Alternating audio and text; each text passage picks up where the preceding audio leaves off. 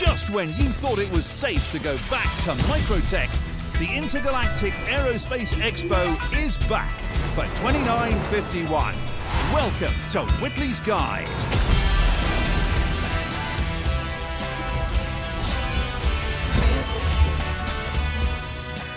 That frosty air can only mean we're back in your favourite winter wonderland, Microtech.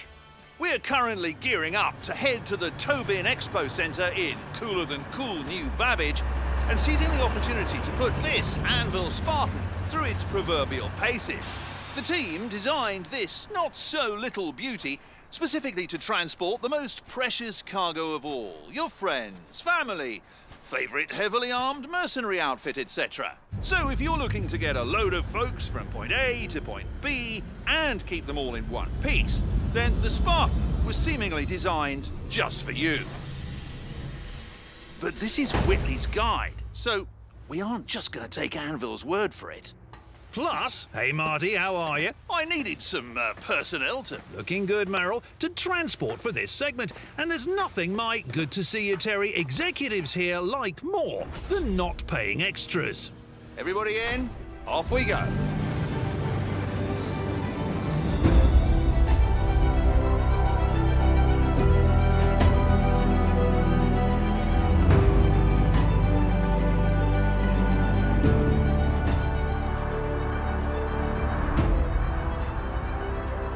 Machine, Anvil uses the Atlas platform that their ballista anti-aircraft unit is built on. So they obviously aren't taking personnel transport lightly, so to speak.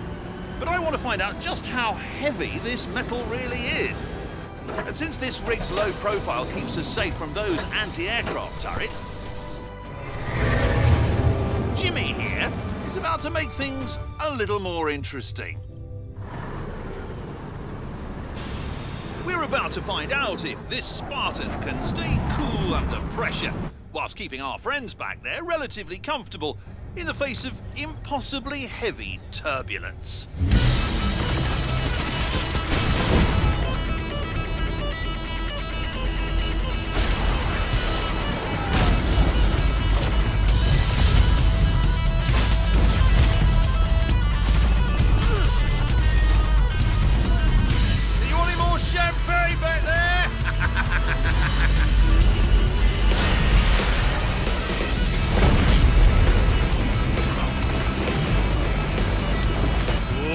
Not good!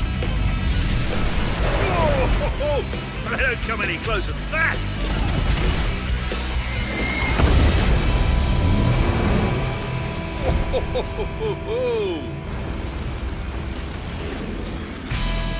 You hear that? That sound of silence means we've all survived, thanks to the handling of Anvil's Road Warrior. Which is all well and good, because we're here. And with that, we kick off another Intergalactic Aerospace Expo, arriving in true Whitley style. And this year we've got more raw, uncut excitement, more pulse-pounding, heart-pumping, senses-shattering wildness than ever before. I mean, honestly, IAE 2951 What is this, McCleary? Is this segment supposed to be a callback to episode 223? Hold on, let's cut. All right, we're cutting. Wait, what? Yeah, I've seen this before. BTS, keep rolling. Jimmy? Are you in the edit bay? What is she on about?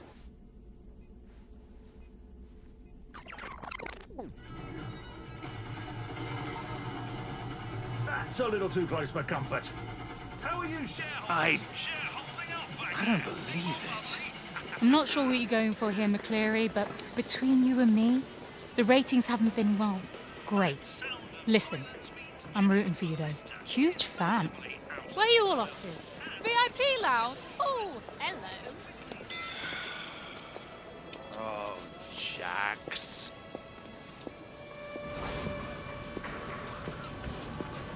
I don't know, Jimmy. Maybe this gig is passing me by. I mean, clearly I'm out of ideas. I'm rehashing old material without even realizing it. Oh, sure, but who wants to see the same old bits? I mean, even in reverse.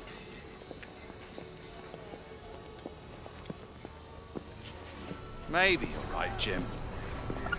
Or maybe we just need to pull out the big guns. Don't we have something amazing planned for the Aegis bit?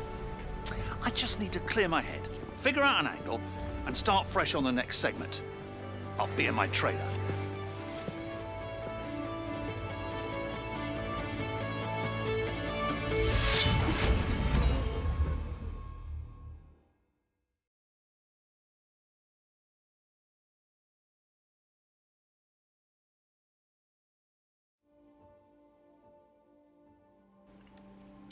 Hello. Hope you all enjoyed that. Thought that would be a good new way to start things. I'll be trying to put more stuff in at the beginning. That is the first Expo show off video. There will be another one that I'm gonna show, but I'm hoping that in the time I took in order to get through all that, everything is settled, all the audio is good, and we are ready to go. So fingers crossed. I'm just waiting for the system to load right now, and then we'll be good to go.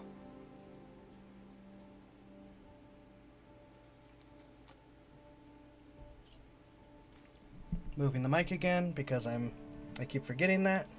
Yeah, I really like the videos that Star Citizen does as promos with their stuff. It really helps add a lot to making that world feel like a world.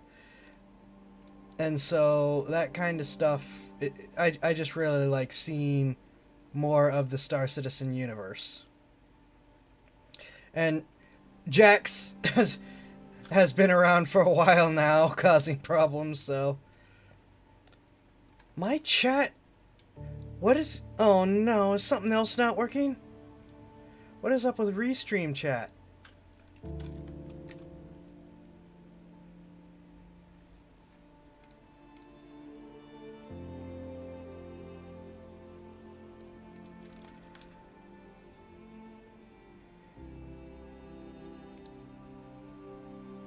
Why is Restream chat not reading anything?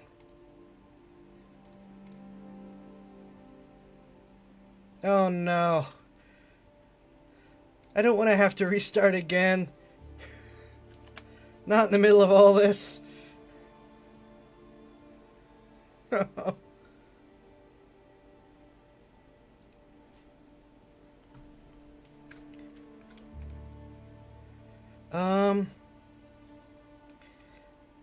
Okay, is there a way to fix you?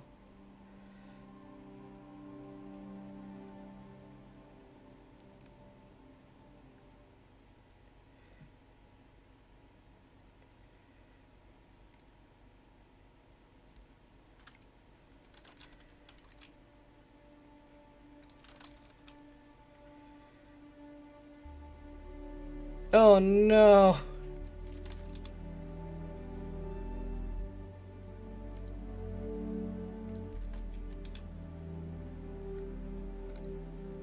Restream isn't reading and bouncing out any of the other chats. Oh no.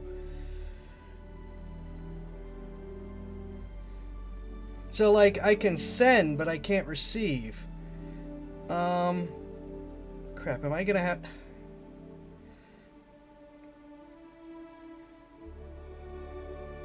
Is there a way to keep...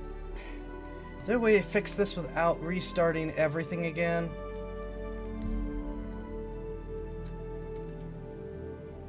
Okay, I guess probably because that was a rented ship, we're starting at New Babbage. Crap. Alright, well, while we wait for this to load in... Let's see if I can fix this. Hopefully.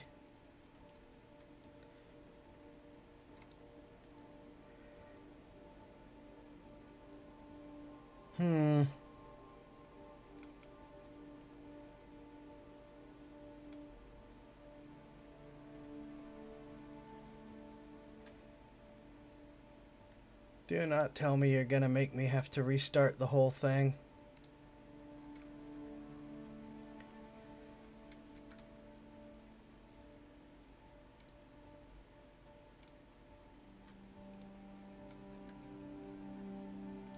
Okay, I wonder if what happens...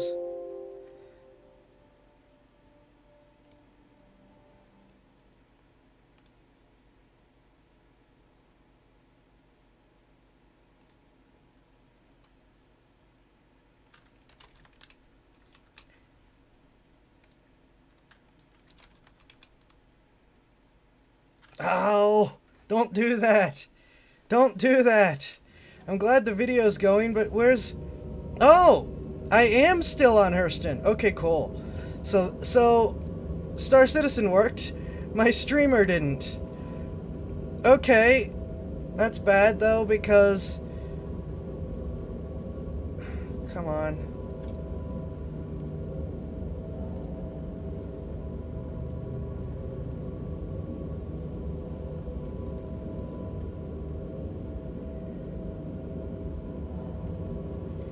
What's going on that this is not connecting?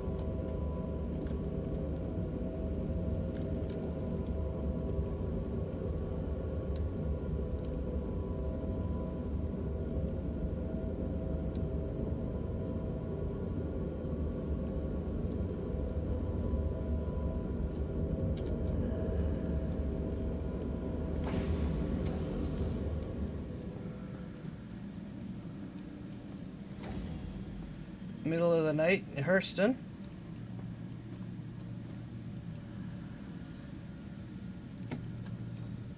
So that's how the bed logging works, at least.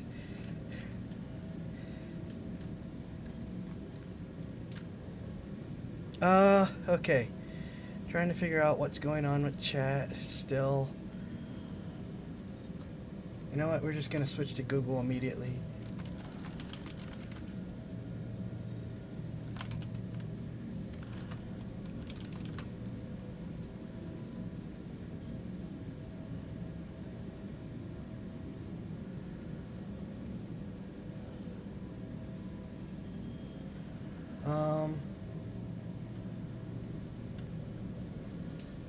Crap. That doesn't do me any good at all.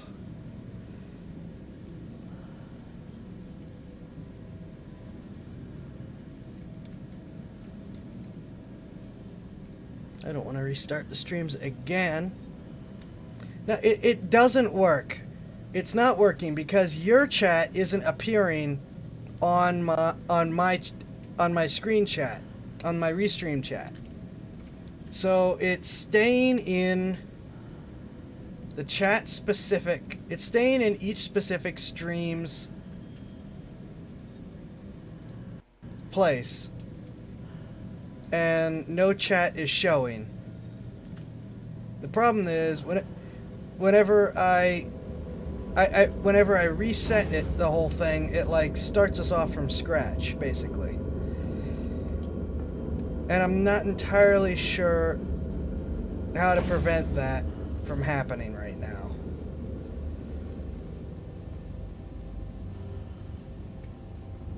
Because that screws all kind of stuff up.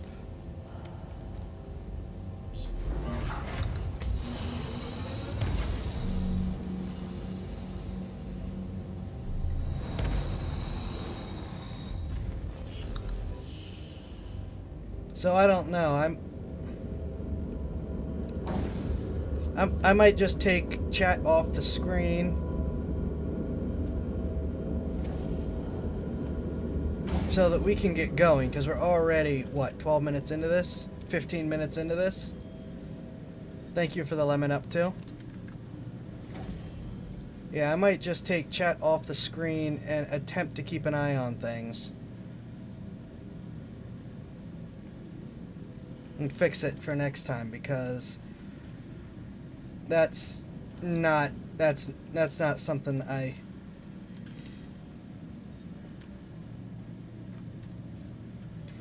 Alright, now let's see. I mean, do I need to pop out YouTube's chat? Like, no one attends on YouTube's. I'm gonna pop it out anyways, just in case. Gonna pop out Twitch's chat.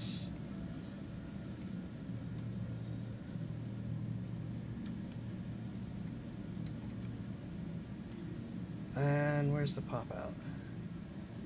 I thought I could pop out Twitch chat. Why aren't you letting me pop out Twitch chat? Show us. Oh, there we go. Pop out chat. Okay. So, okay. So I am just going to pop out the various chats to try to keep an eye on everything,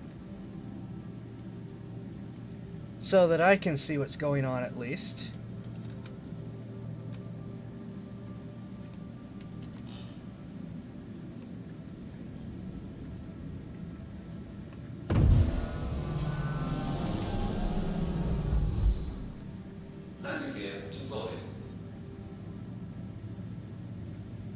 Thank you, much appreciated. And I will try to figure out what's wrong with chat for next time. Because we're 15 minutes in and you don't need to sit here and watch me just try to figure this all out for forever.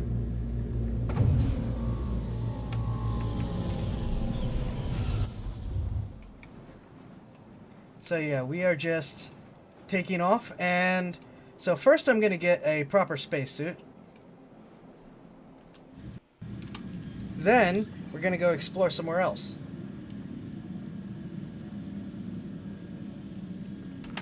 And then we're finally going to go back to Slideshowville. There we go. We're going to Everest Harbor. We're going to Everest Harbor. Thank you.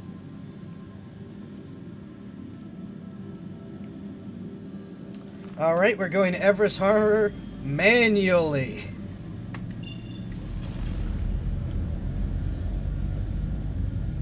What is that? No, no, we're not going to a Lagrange point.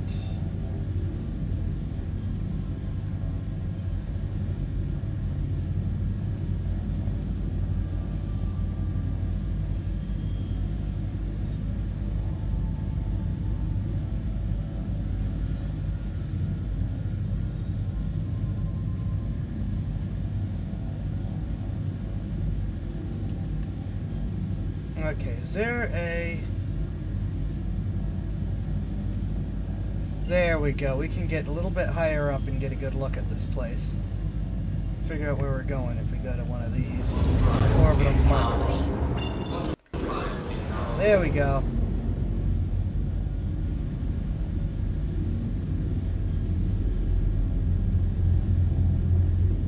Where's Everest? Should be near Lorville. So we're looking for the... There we go. There it is. Everest Harbor. We should be able to pick up an appropriate spacesuit here.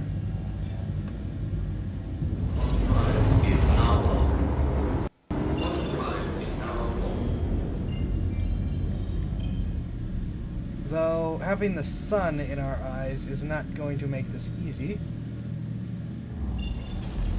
Stop it.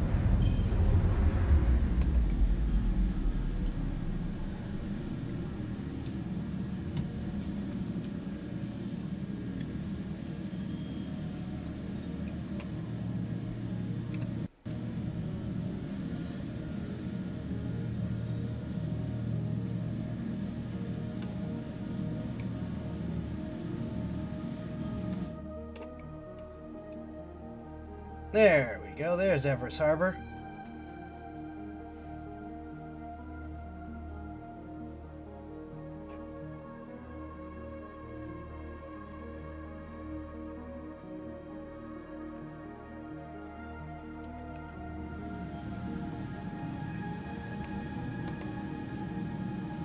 So we should be in position to request a landing spot soon to know where we're going to. Then pick up a better spacesuit, and then head off to reclaim the sadly dead Ursa.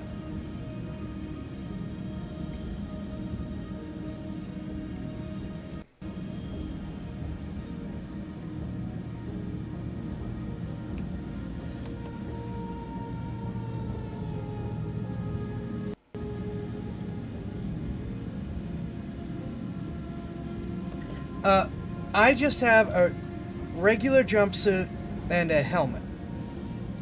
This is not going to do me any good if I land someplace where it is boiling hot.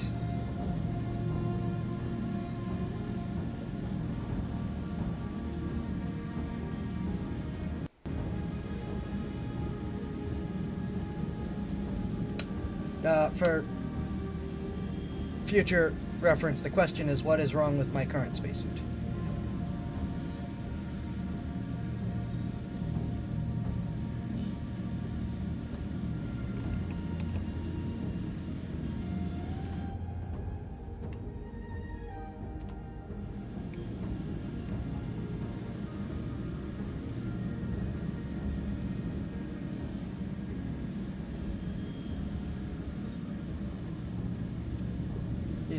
I am contacting ATC to land.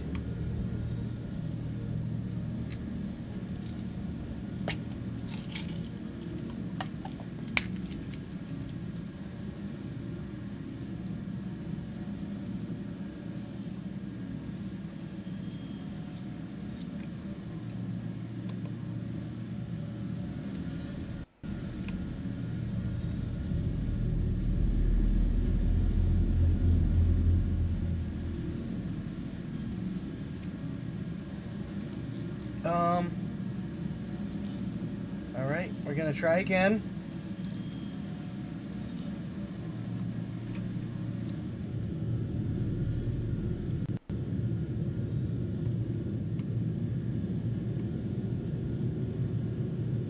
Please proceed to assigned landing bay. Ah, Mr. Right One, thank you for following. Where'd they assign me a landing pad?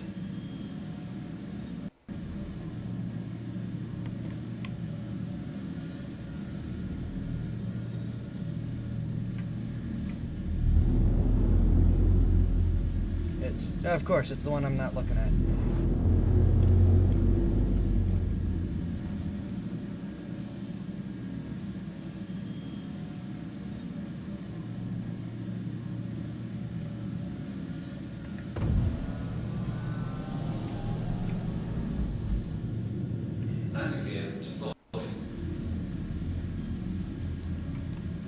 Well, I mean, the game has been doing incredible things, so it may be worth playing.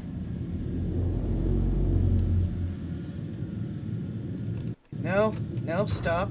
There you go. Assuming you don't do something stupid, like I almost did. All right. And this is a rented Connie. The only ship owned on this account is a Pisces.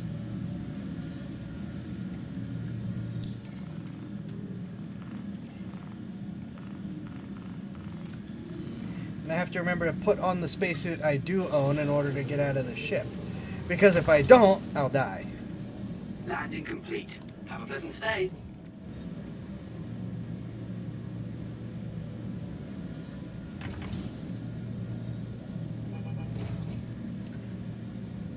Oh! I didn't bring my normal spacesuit. Oh! This is going to be interesting.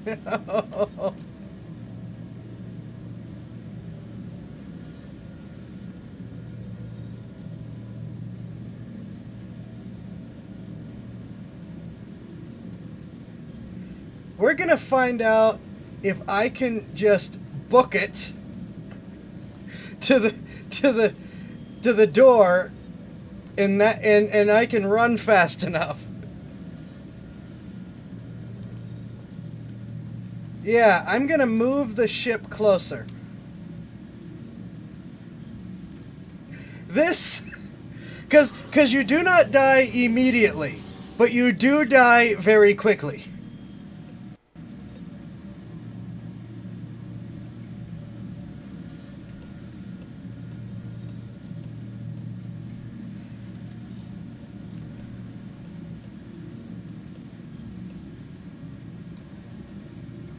Now, it's realistic in that space doesn't instantly kill you, unlike what a lot of movies and books seem to think.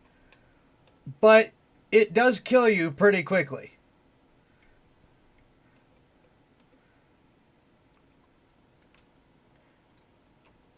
So what I'm about to do is theoretically possible in real life.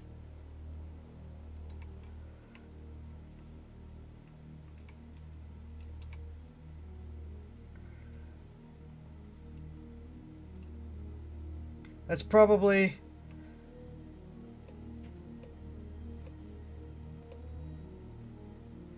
I don't know how much closer I can get away with.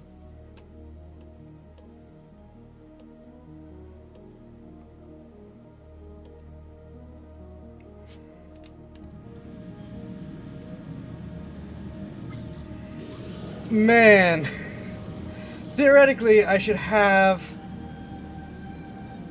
10-20 seconds. I don't know what the death timer is in Star Citizen. I'm gonna run from the cargo bay because I can like jump off before it's done dropping. If I do that, I'm gonna turn my run sensitivity all the way up to max.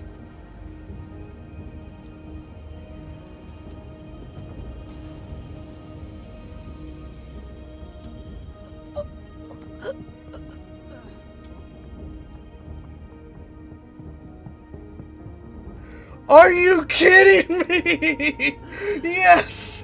Oh, did you see that?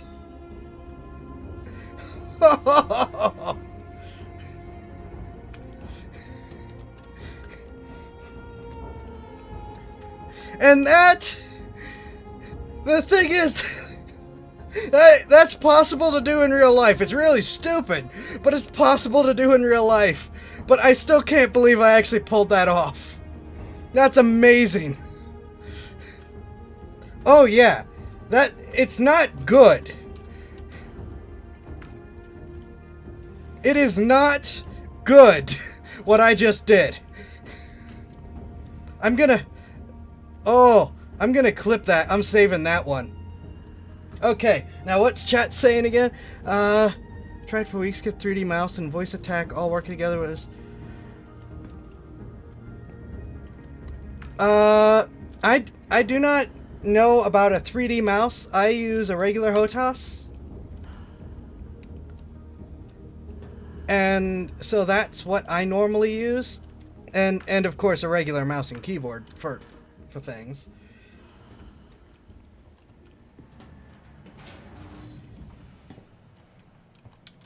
Okay, so first stop is the medical wing. Oh my gosh. I can't believe I did that. That's like I said, it's theoretically possible in real life to pull that off. But I wasn't sure how Star Citizen would handle it, and it's still incredibly stupid to do. If I was smart, I would have flown someplace with an atmosphere or interior docking bays.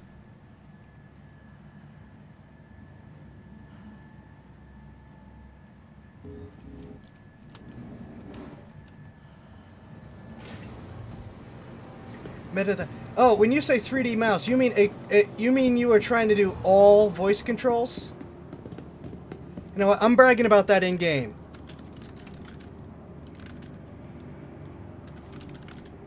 Were you trying to do like all voice controls using voice attack for the mouse?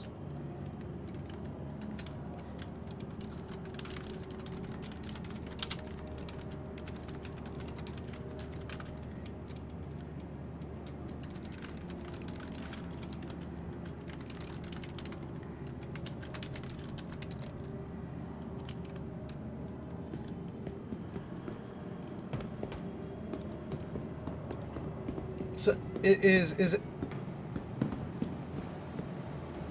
or is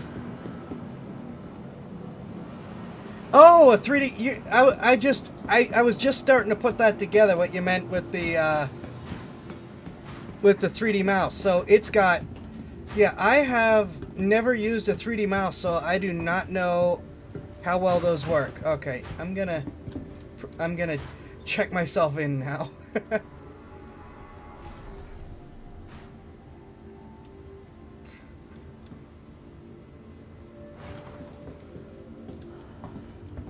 I got you now, I got you. I've used some voice attack, and I'll probably set it back up. I haven't for a while. Where's room 1? Here's room 1. But I've never done anything with the 3D mouse, so I do not know how that works out.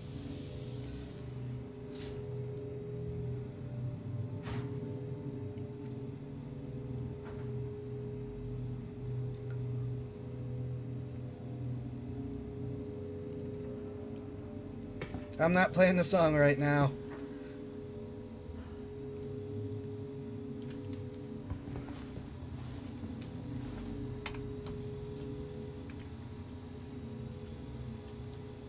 Medical care. Okay, no regular injuries, and that just healed me right up normally. Cool.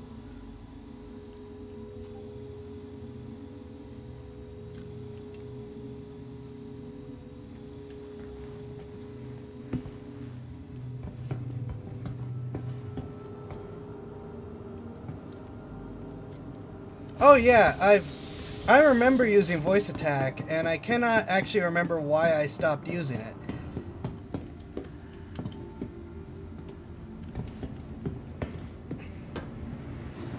I can't believe I pulled that off.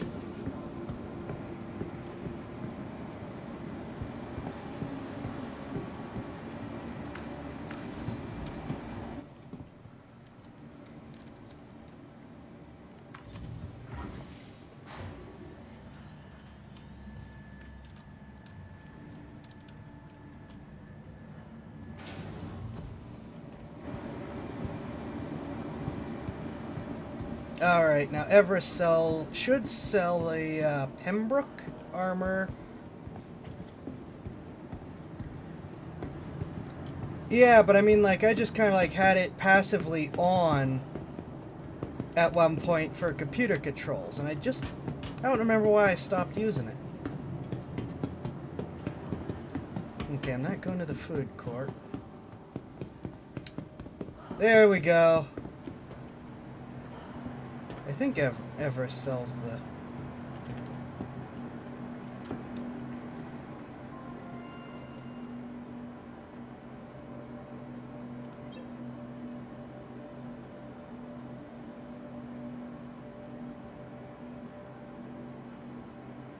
No, do you not sell the high intensity armor? We're sorry. You have exceeded the allotted time to depart. We will have to return your ship to storage. I mean, I'm gonna... Oh, they might have moved it down to the cargo bay. Initiating ship storage procedure. The cargo deck sells For your stuff too safety, now. please vacate the area. Thank you for your cooperation. Either way, I'm gonna have to buy a suit. You know? Initiating ship storage procedure. For your safety, please vacate the area. Thank you for your cooperation. It was, and I thought it was available in Everest Harbor. I could be entirely wrong. I know the Novikov armor is available in over at Microtech. Hello, Patterson. Welcome to the stream. Here we go. This is what I'm looking for. Oh no, that's the Novikov. Where's...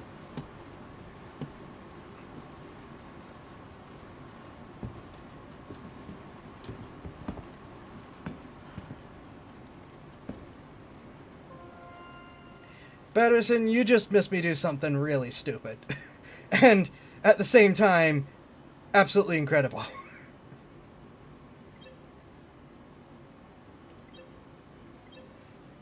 Well, it's got better heat protection at least. True. I'm just gonna get the Novikov armor and be happy.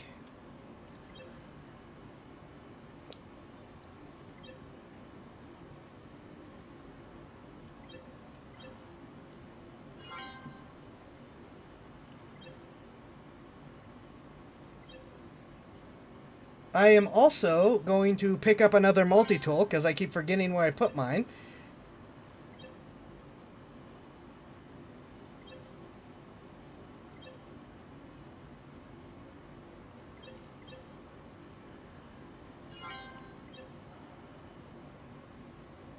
Because we're going to be doing some other stuff. And I didn't actually tell Patterson what I did.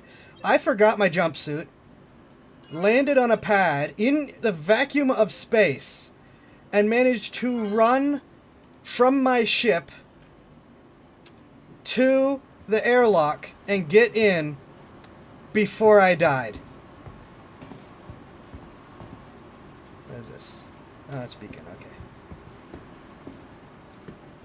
Which is why I'm now in here buying a spacesuit.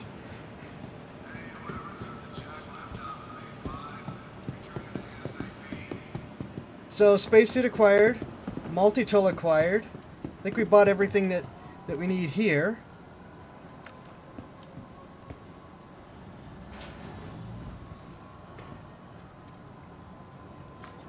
Because now we're going to go to a mining station and try to pick up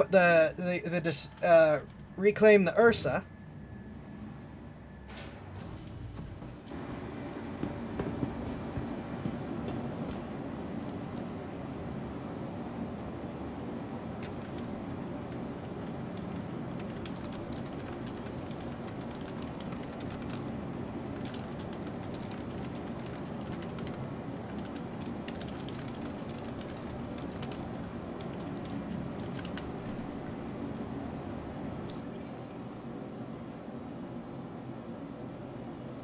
Oh, wait, no, that's the wrong one. Have it. Okay.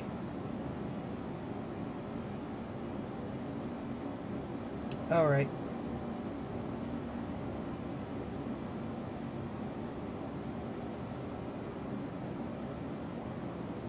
Gloves.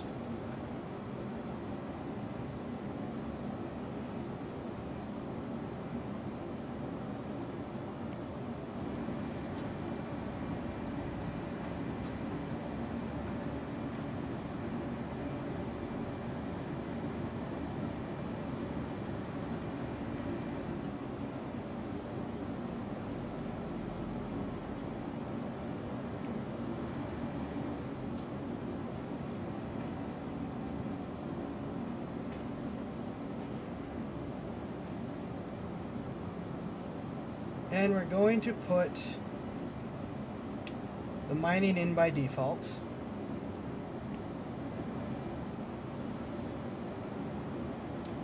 Oh, I had no right to get away with that.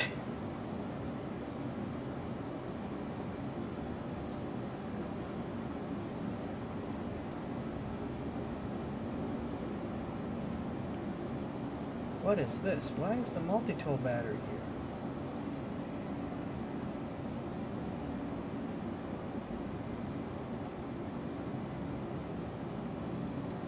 Gonna put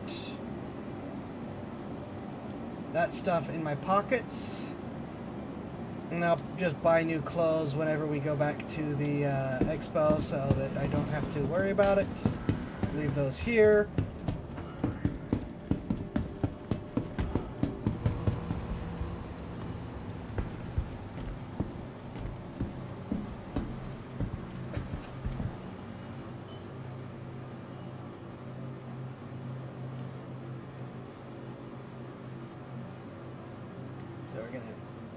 My rental Andromeda. You know, Mr. Right One, now is a great time to be popping into the game because even with the fact that New Babbage still struggles with it, the Expo's going on right now, and they've just got a ton of stuff.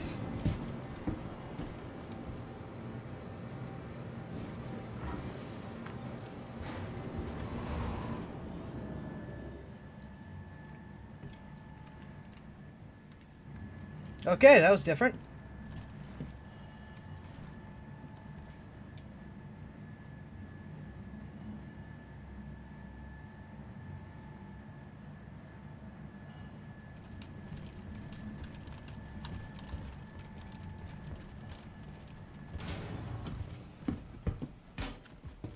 Now I won't die when I run out into space.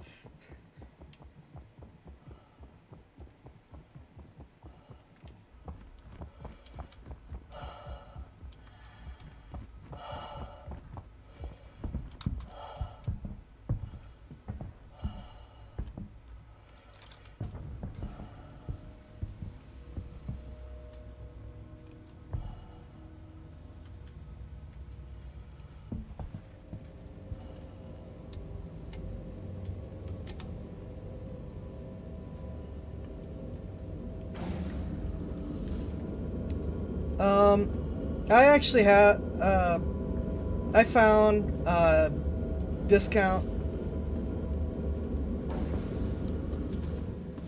Well, I mean, controllers work too. I found discount holders, and that's what my HOTAS is sitting on.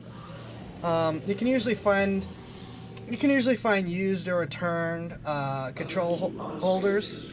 So mine just clamp onto my desk.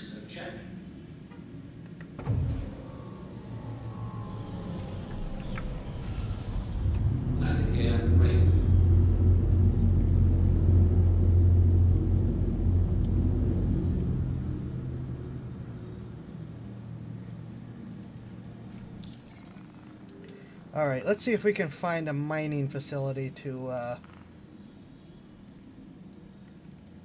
Thank you, and please visit again. to go collect.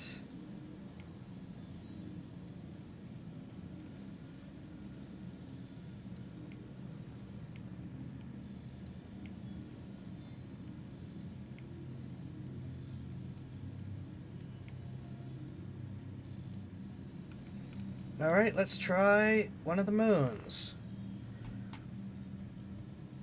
Ah, I got ya.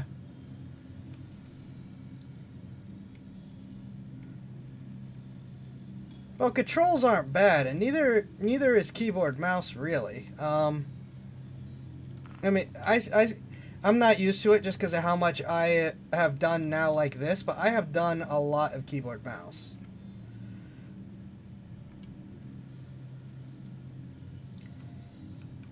Am I gonna have to go someplace else to find a mining facility?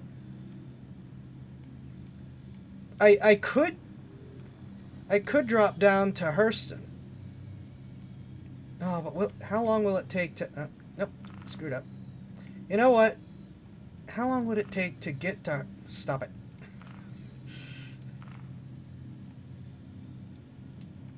How long would it take to...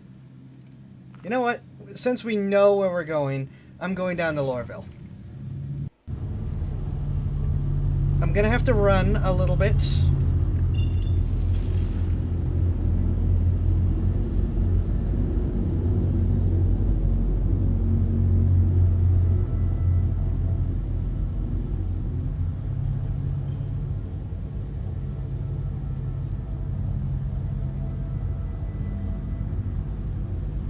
There it is.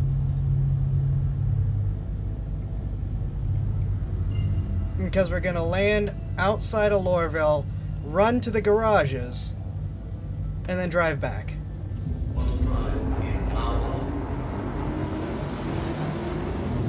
I got you. So you're piled in for the art stuff. Yeah, I can see where the problem is for that. I mean, I'm not, and I still had to set up a second...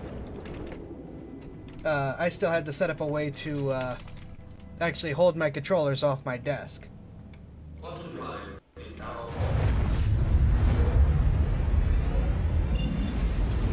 Nope. Your job's done. Stop it.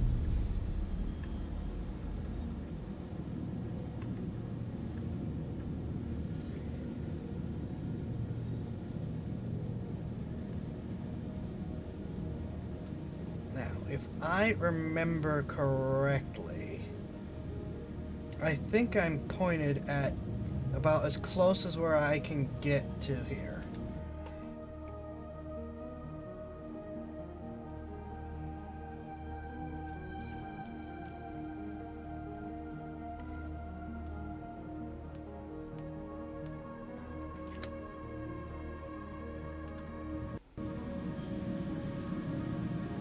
Problem is that Lorville's, yeah, I know, nearing restricted airspace, gotta come in from the side. It's very lore accurate, no pun intended, that Lorville is so oppressive. But it's annoying trying to handle stuff like this. Taking care of something quick while we... There we go.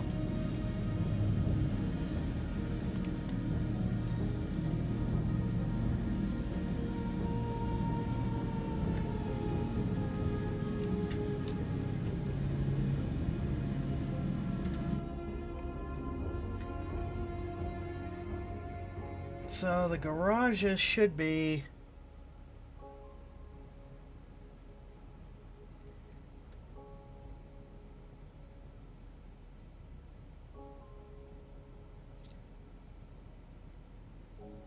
I think the garages are right below the O4.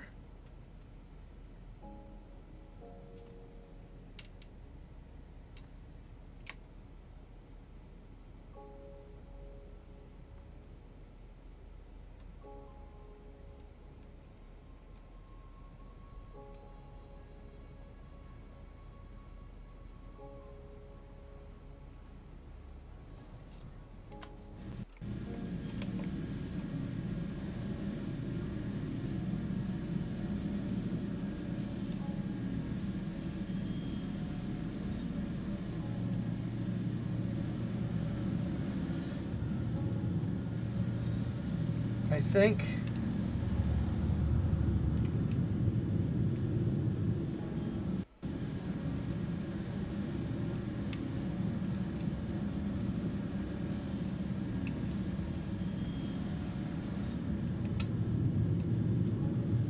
Alright, I'm gonna just hang here and have another look around.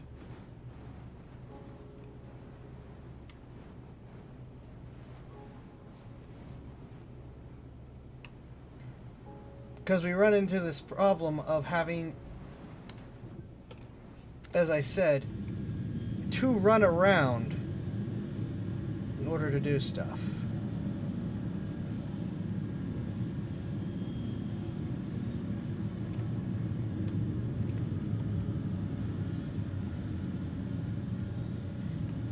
It's great if you already have a vehicle. It's not great if you're trying to retrieve one.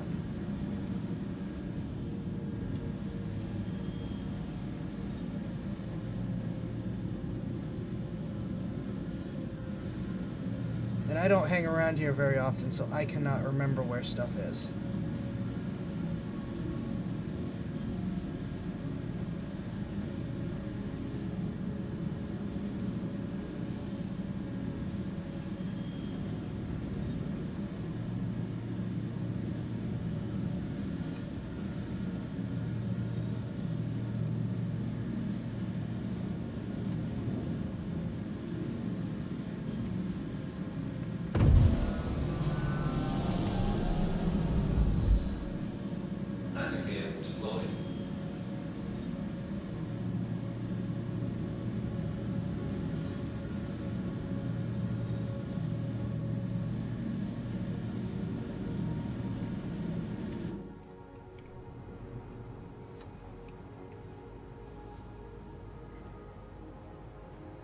Okay, gate 4 over there. Cool.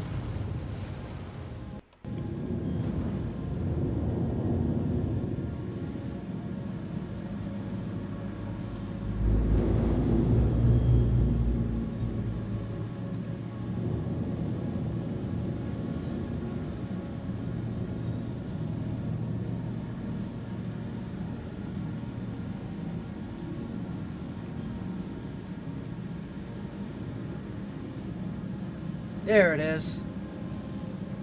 That was close. Okay.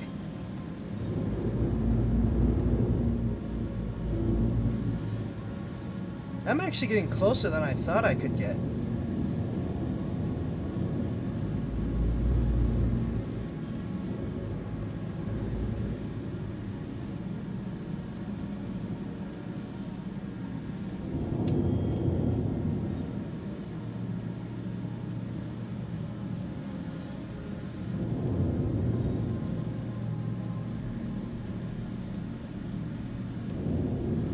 Yeah, I thought I had to park a lot farther away. Oh.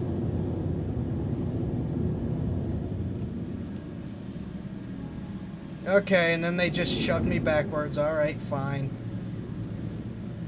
Oh well, this is still closer than I thought I was going to be able to get. So, I call it a win.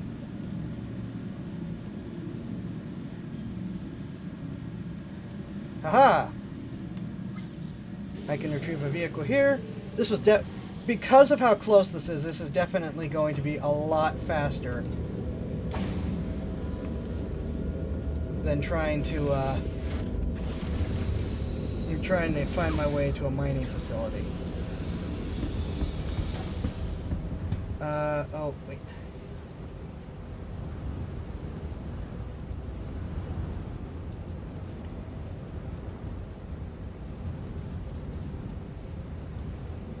Okay, I might end up having to run for a very short period of time in a minute, unfortunately. What the? Oh, force reactions, right. So at the very least, we're going to... I lose a little bit of frames. I'm currently playing on max settings, and it definitely does not show on stream that I'm playing on max settings. I do lose some frames when streaming, and I am multi-streaming to DLive, Twitch, and YouTube, which doesn't help. So I lose a little bit of frames when streaming like this. New Babbage is awful, but it's also the Expo, so of course New Babbage is awful.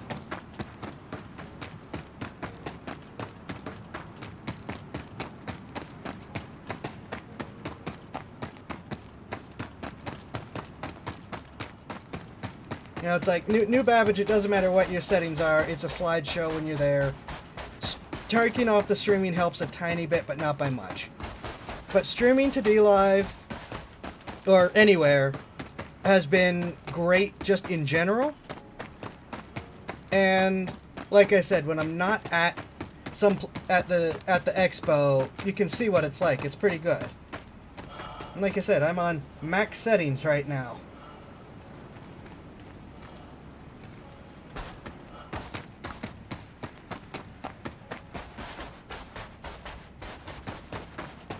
I don't want to deal with uploading to YouTube, so I'm going to stream to YouTube and put up with it as long as it continues to work relatively consistently.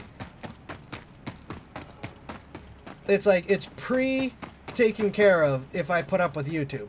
And it's pre-embedded at the various places that I post to, so you can just go back and watch on Twitter or Diamond App or BitClout or wherever. I think Steam it even does it, so that's all taken care of. Yeah, that's a lot shorter run than I thought it was going to be. Though, I don't think my character's particularly happy. I'm going to keep having to run because I want to take off and be out of here. Because I'm going to have to take a call, hopefully a very short one.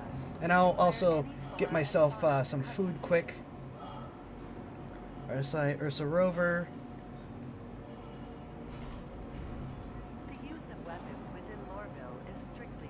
When I take that call.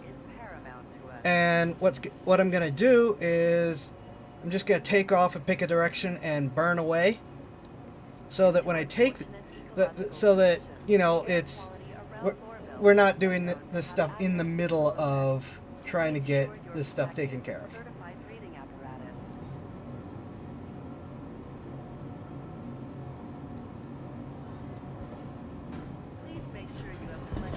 says Garage 1, but it should say something like Pad 1.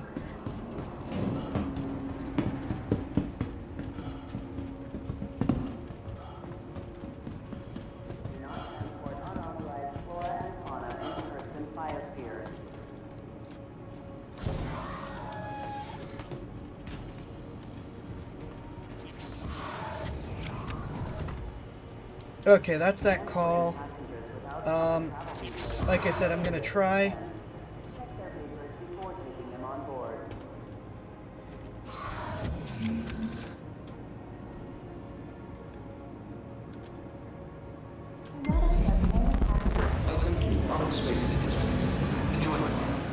Gonna floor it to the ship.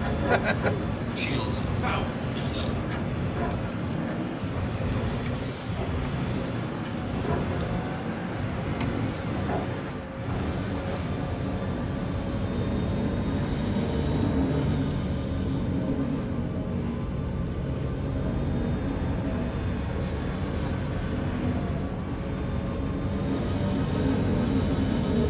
Yeah, the game is great for the streaming in general.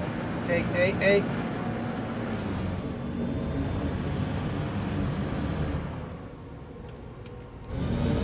All right, back to keyboard mouse controls. Need to adjust my OTA setup for vehicles.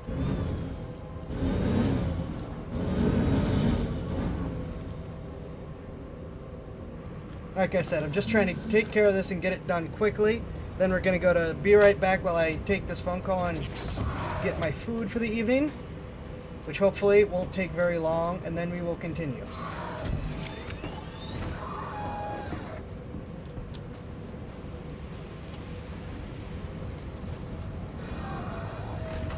I don't know why I closed that. I'm coming right back in.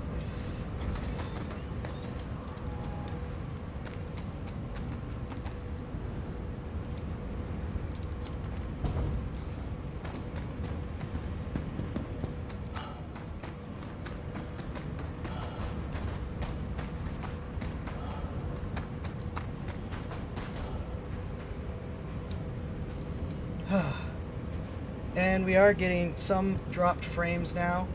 Hopefully that'll fix itself.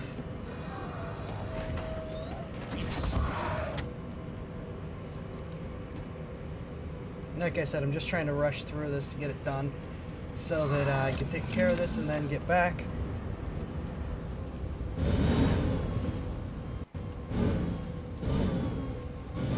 Yeah, I know. I promise I'm going to answer in a second. Just give me a little bit more time.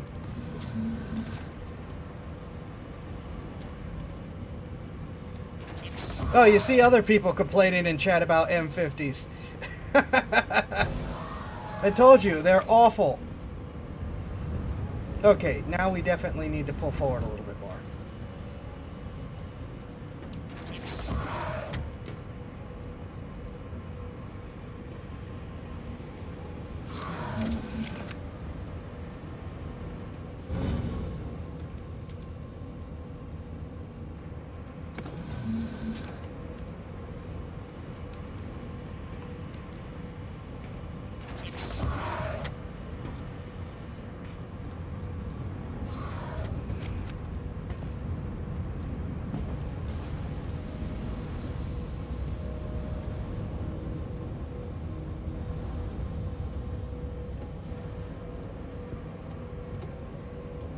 Okay.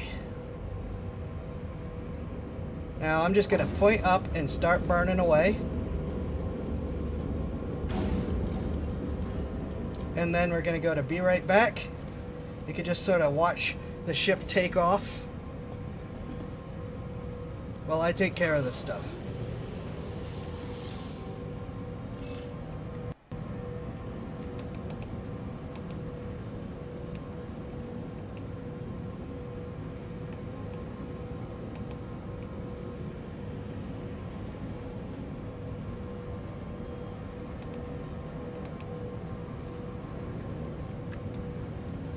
Gear up.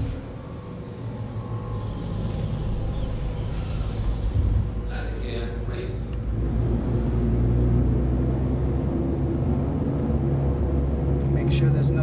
front of me. Okay, nothing close anyways.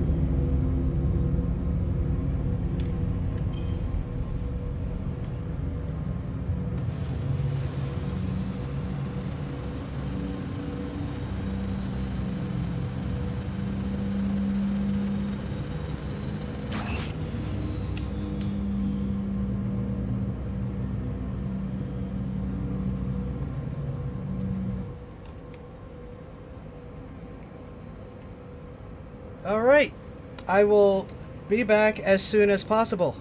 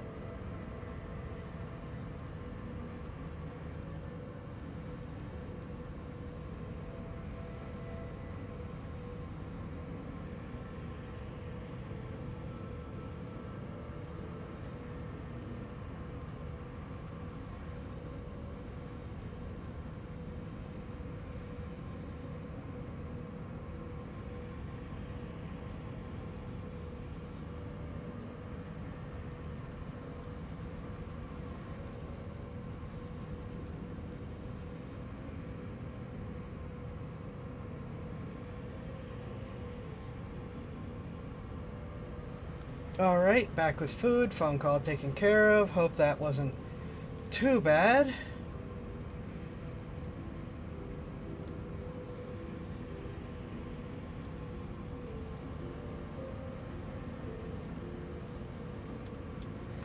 Okay, so just gotta take care of that.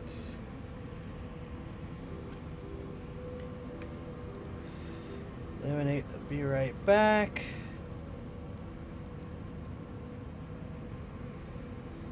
There we go. Thank you. Okay, so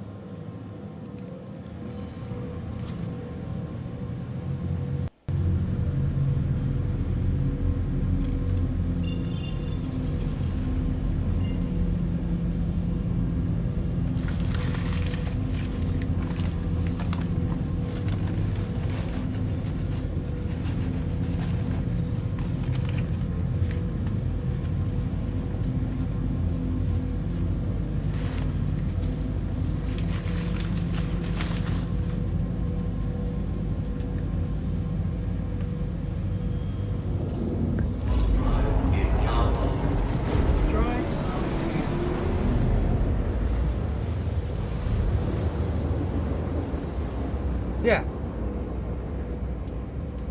It's a good streaming game.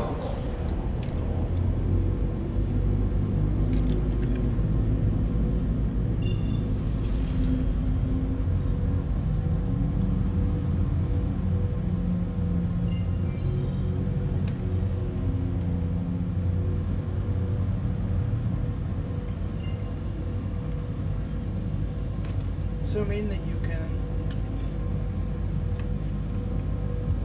get yourself settled.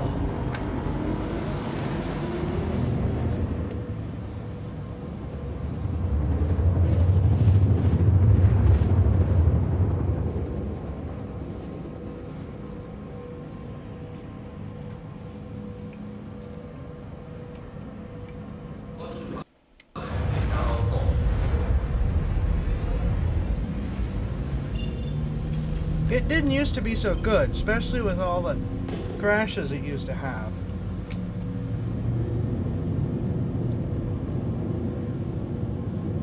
But the crashes aren't near as bad anymore. Did I already find... Now these minables are not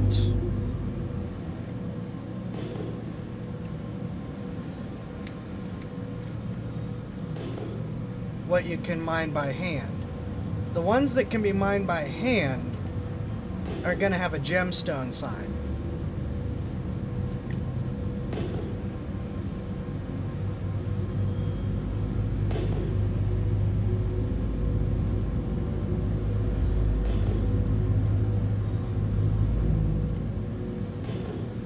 Yeah, some of that stuff's pretty far away.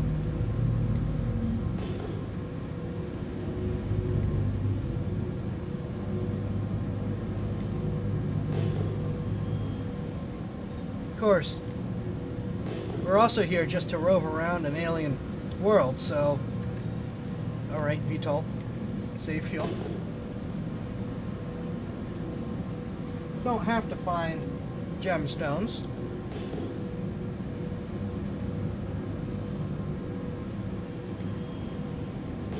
We could just find a neat place to sit down. But I'm gonna look while we go.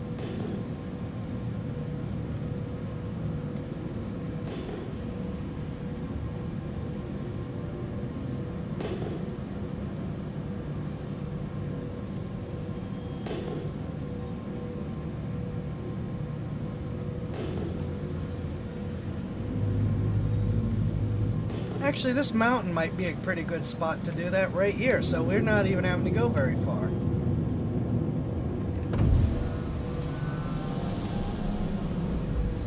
Let's see, is there a less rocky place to set down? Oh, is that a cave?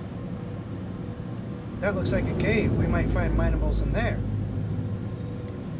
So we can do all kinds of exploring around here. Assuming my suit holds up.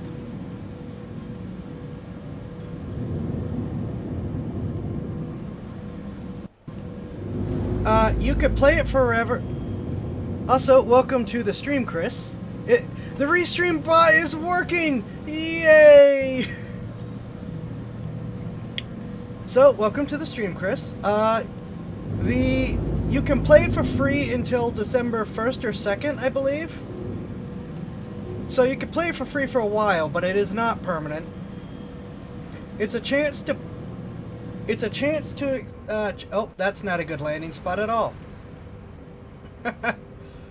It's a chance to figure out the game without having to spend money up front. And have the option of getting... They've got 2 discounted... oh, please. Okay, so Restream is just not working with DLive because it's still not reading the DLive, but DLive chat says hi, Chris, as well. There are discounted starter packs as well, so you do at least have the ability to also get the game for cheaper. It is a Mustang or a Nomad.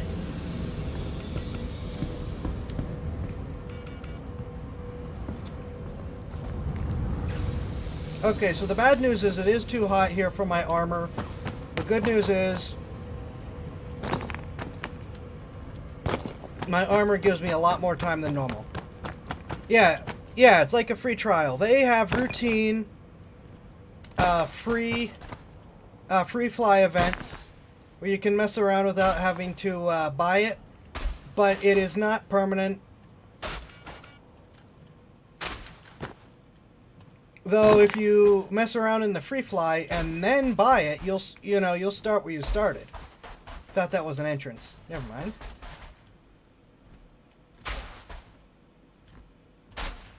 And if you do sign up, please use my free invite code.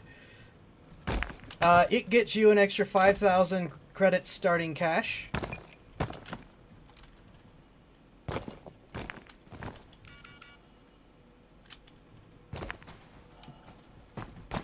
And it should be in all the descriptions, so you scroll down on YouTube, it should be there for you.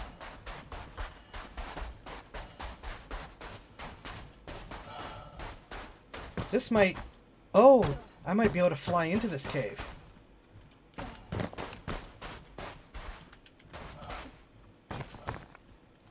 Assuming this is a cave and not just a hill.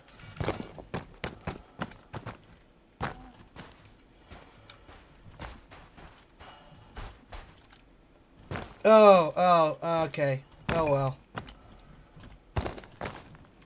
Okay, so it's not a cave? It's just a hill? Is that what I'm seeing? This just a big hill?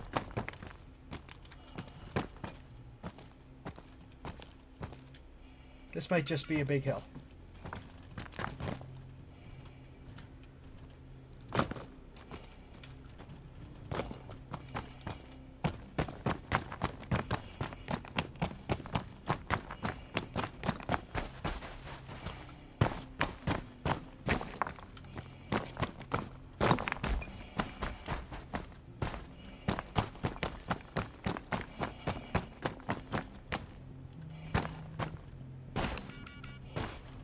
Yeah, I know that I will die if I stay here eventually, but I've got 20 minutes and I'm not going very far without the rover. Huh. I guess this is not a cave, it's just a hill.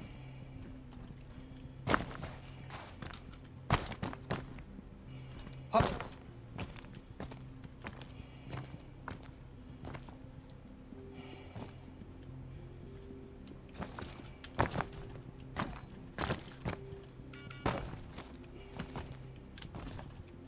I really should have looked a little harder for the Pembroke armor.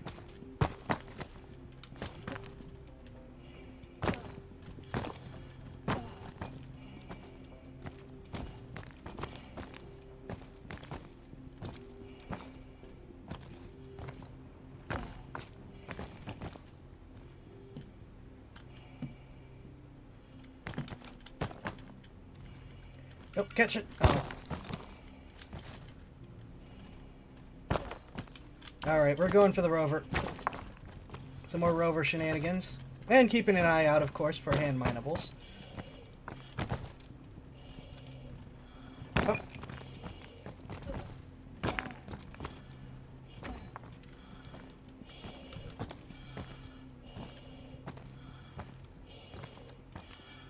Yeah, it looks safer. If I don't miss it, if I don't... Oh! Oof.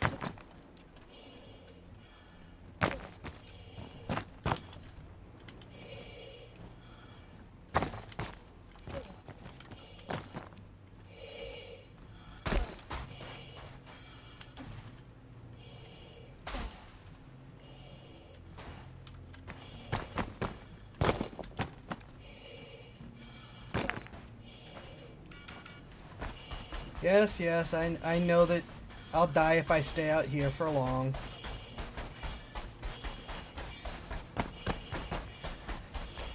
Hup. Hup. Can I make it? Can I make it? Can I make it? Ah!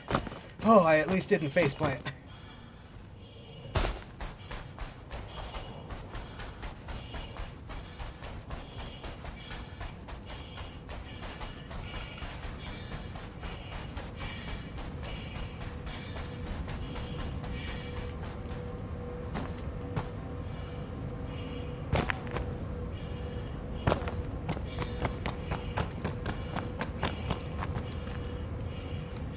Alright.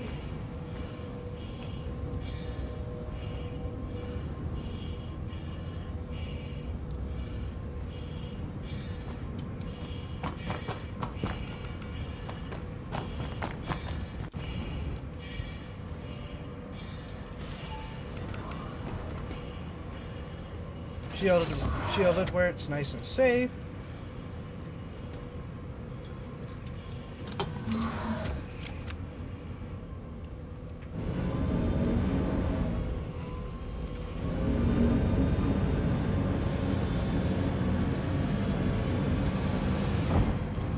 And of course, first thing I do.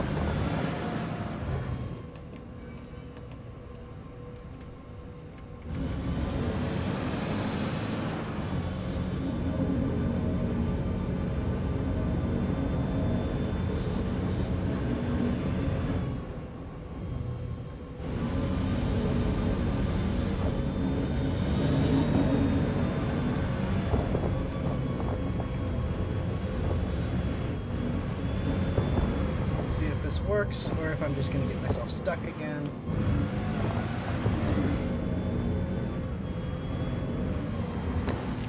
Am I just going to get myself stuck again immediately?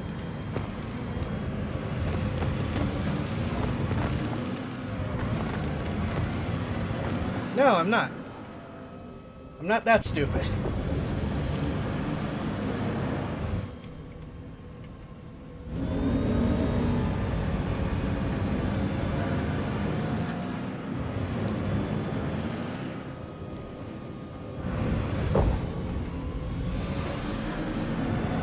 This place would probably be better with hover bikes, but right now hover bikes are not in a great place.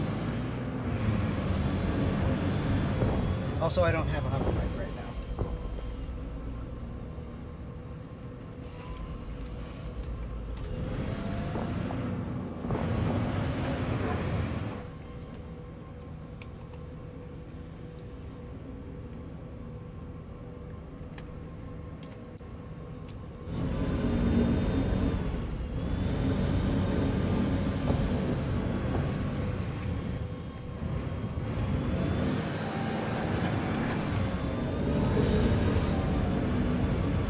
Okay, this was not a good place to set down. Assuming I don't wreck this, I'm just going to go back to the Connie and find a better place.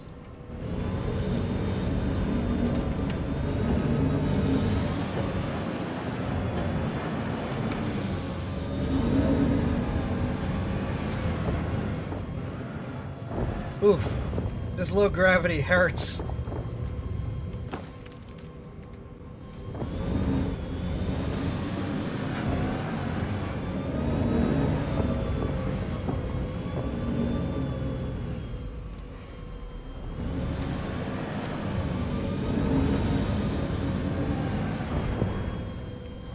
Also, I'm doing terrible at driving this.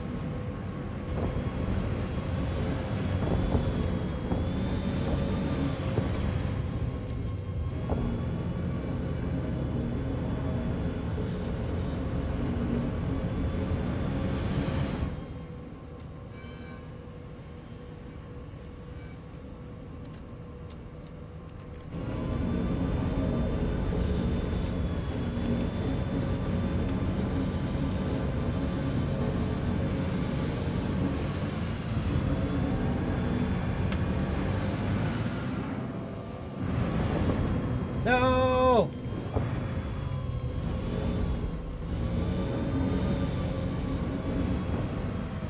So close.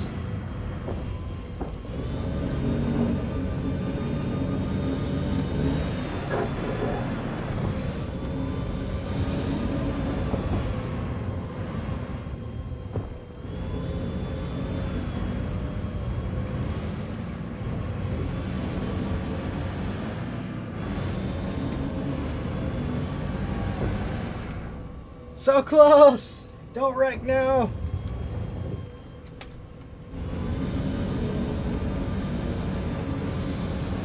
Alright. Yeah, we're gonna find a better stretch to do this.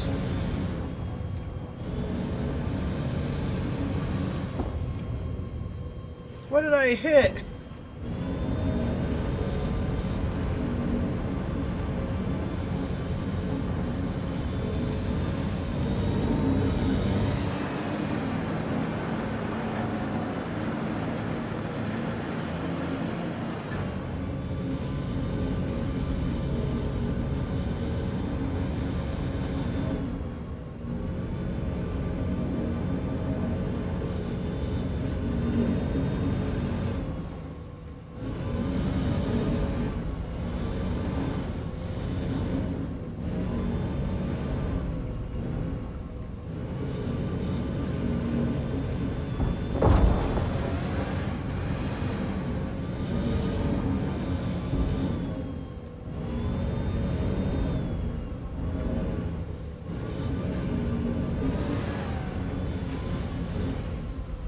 I need to fix my control setup for this badly.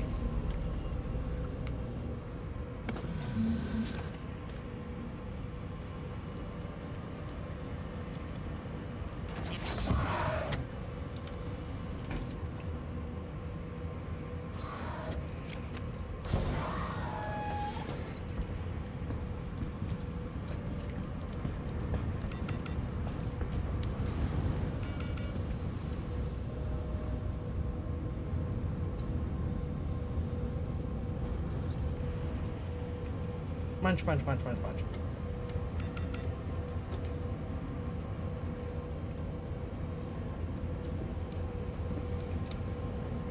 Alright, finding a better place that doesn't have as many rocks. We will eventually have to go back to Microtech. Sad dragon noises.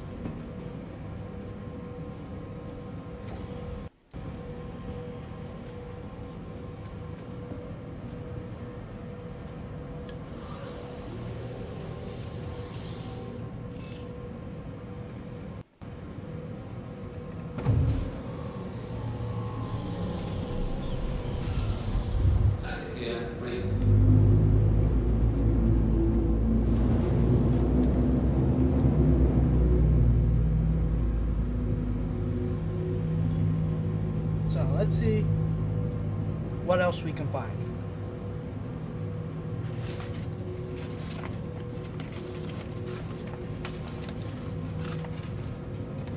Well, I slowly worked my way through dinner.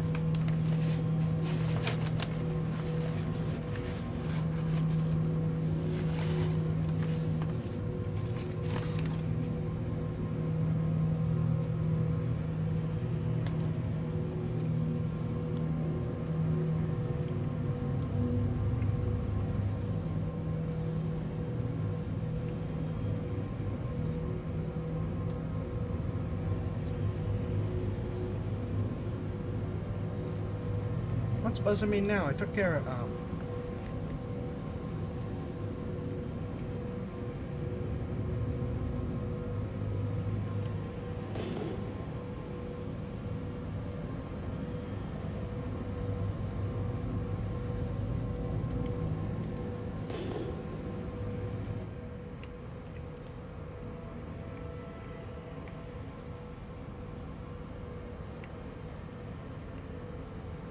Not the most scenic moon in the world. Or solar system.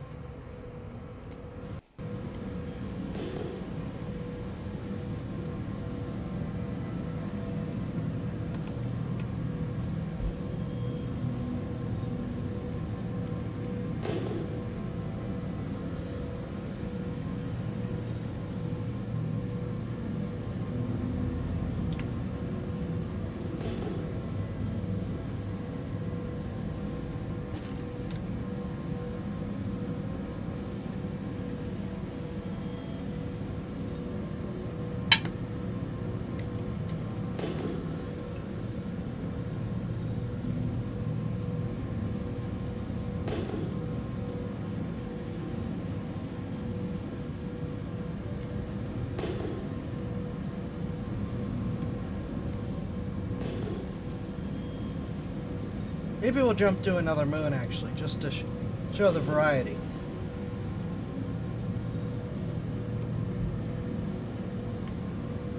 So is that a cave? It's not a cave. Or rocky outcroppings.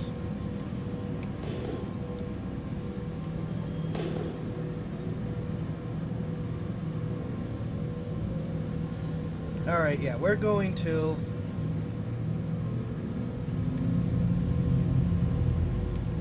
jump off, because I'm just trying to show off different places to explore before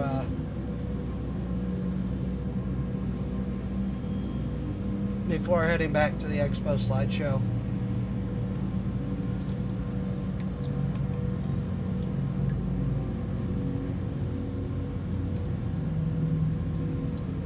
And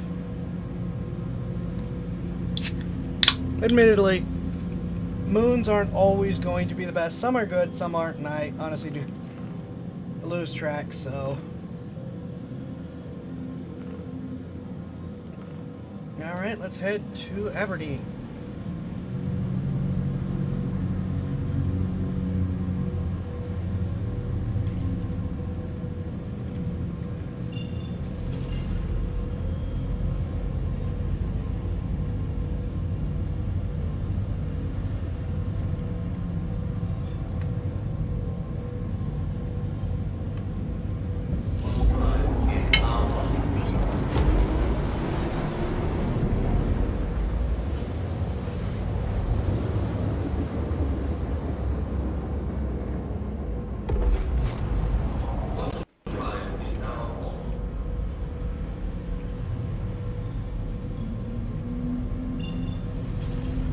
Now,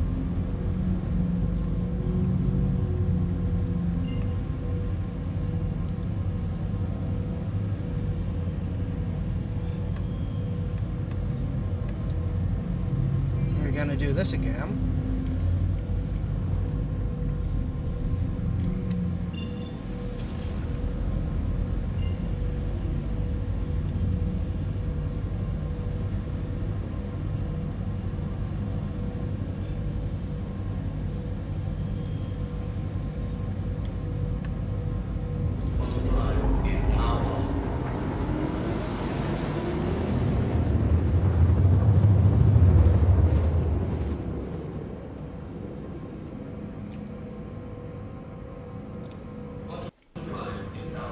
Going to turn our faces to the sun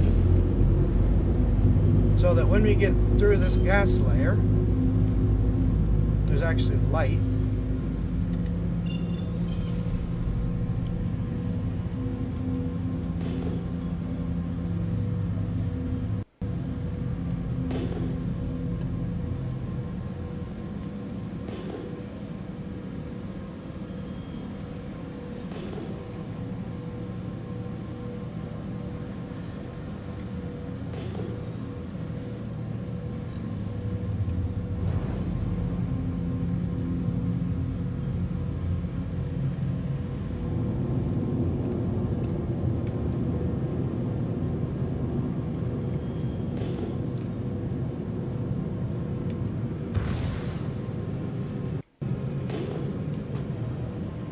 There we go.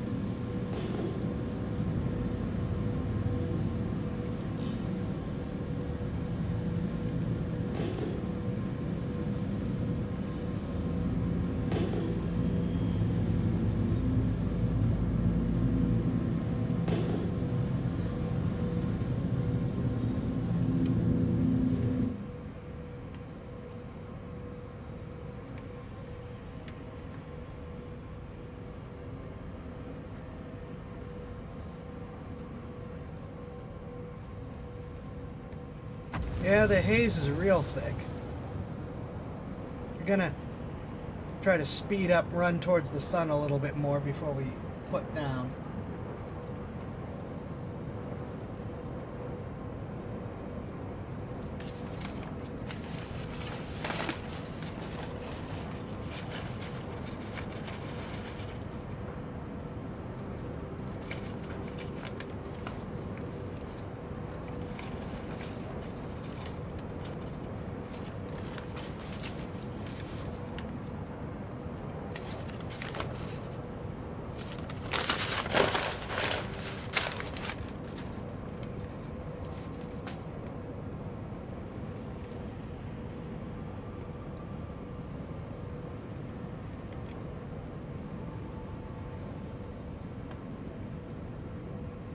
I think I picked a little bit too far away from the sun in order to do this.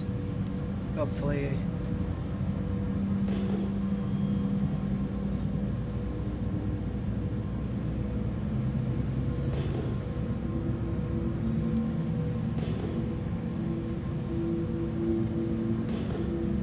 Okay, we can do this close enough.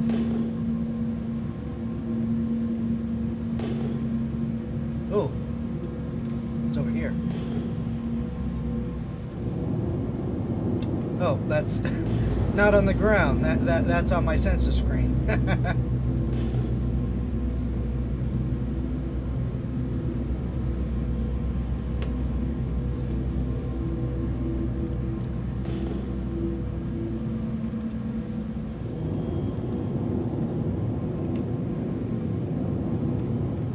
All right, we're gonna get ready to start putting down. Have a look around.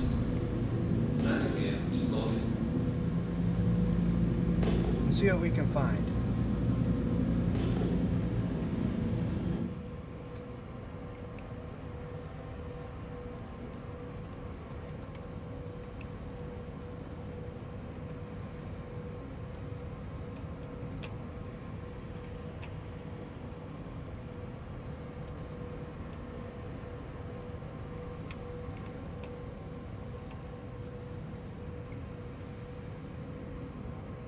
Cave?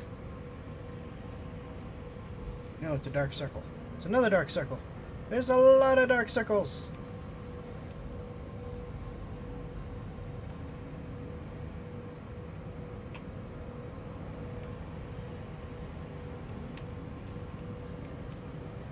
Ooh. We're gonna sit down here. That's what we're gonna do.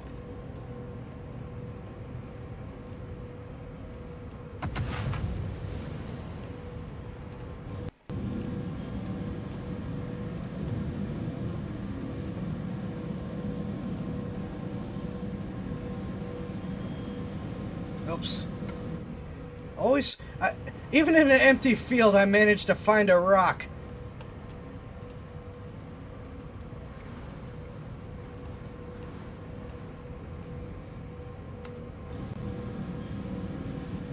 All right.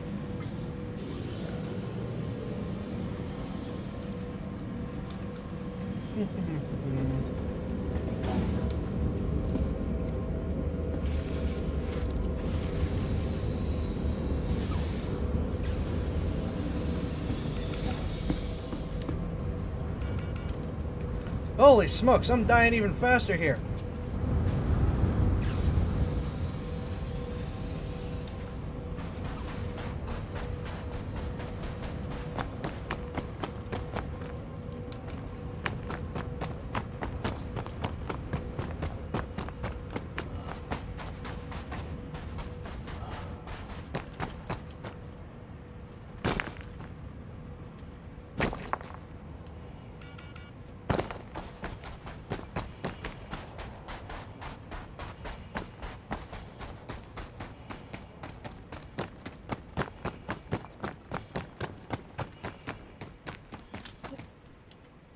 You know what? No, I'm going straight for the Ursa.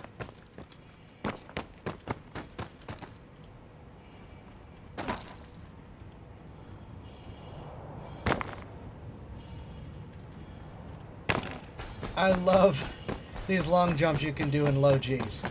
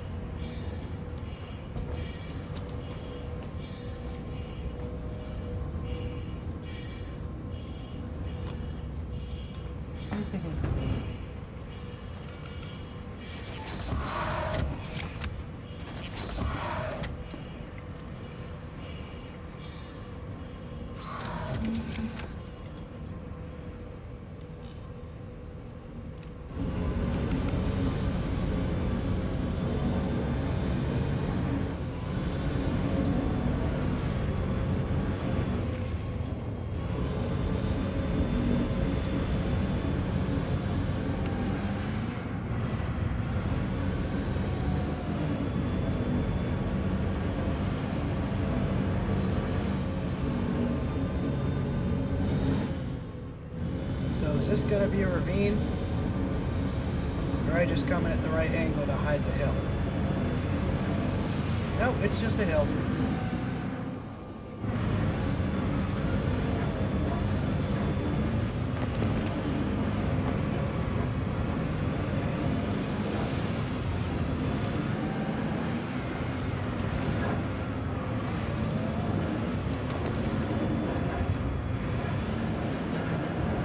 Ah! Empty open field. I managed to find a rock. Come on.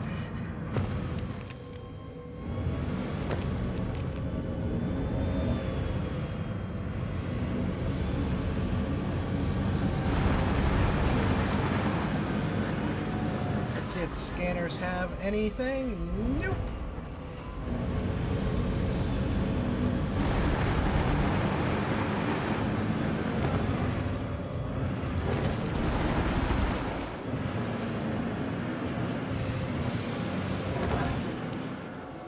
We'll probably go back to the Expo after this, just to, Now at least I found a tree, not a rock this time.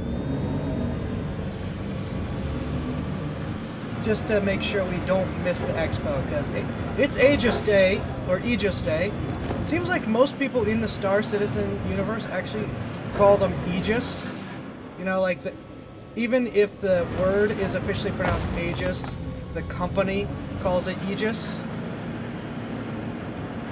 That seems to be what's going on. What's that? So, I'm gonna stick to Aegis Dynamics.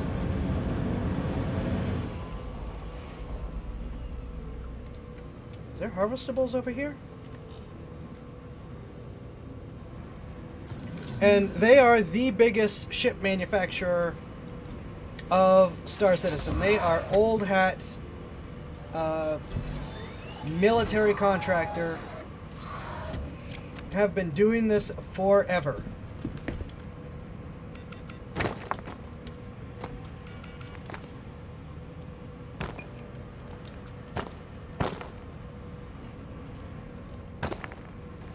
No, it's just a weird colored rock. Or it's a petrified tree.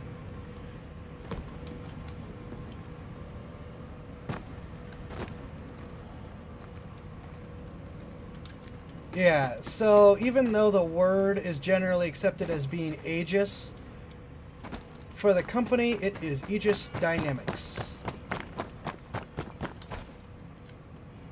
And like I said, they are the big time military, navy, construction contractor, make all kinds of toys.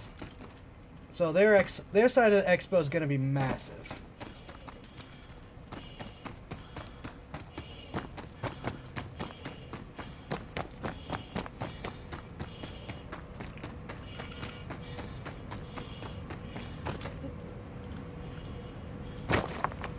So yeah, I guess we're gonna endure going back to New Babbage. I still think it's really a shame that the best place to start off, in theory the best place to start off new players, has so many problems.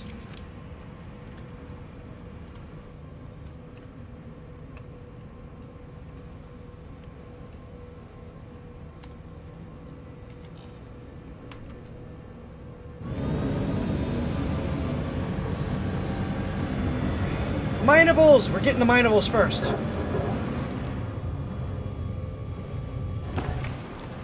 Profits! Give me money. Ah!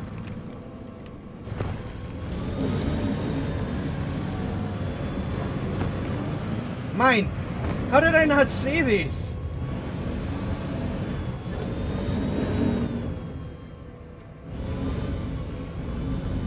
This may or may not work since I just have the hand tool.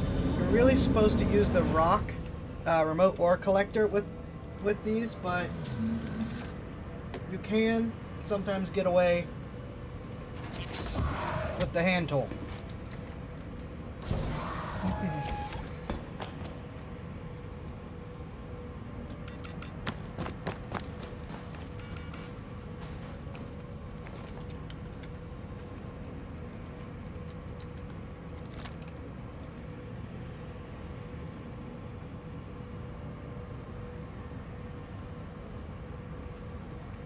And I put the mining tool in, right? Yes, okay.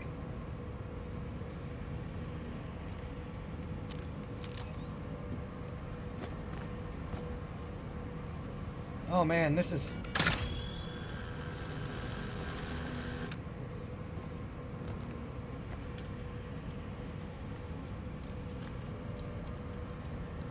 not great in the dark.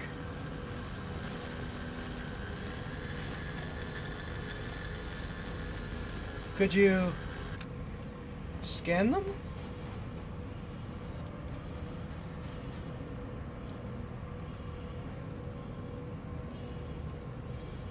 There we go.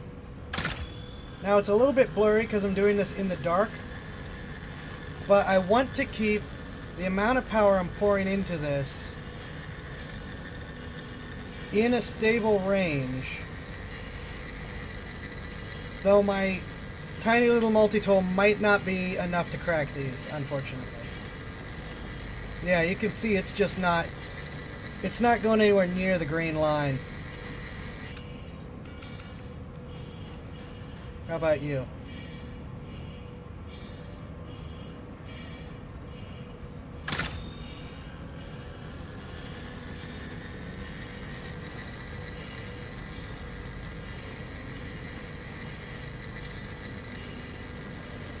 Oof.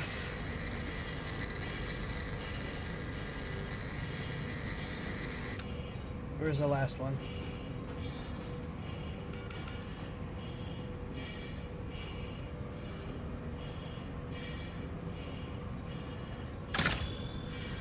Yeah, it's...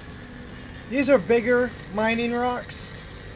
My little mining tool just isn't enough to crack them, unfortunately.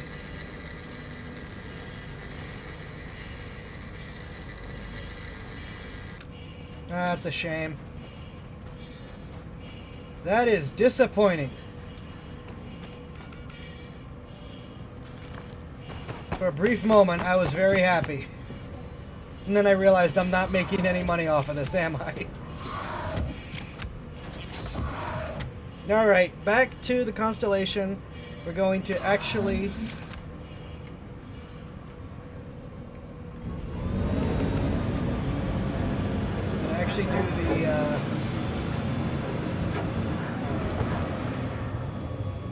do the Expo, and then see what else can be done afterwards. Whoa!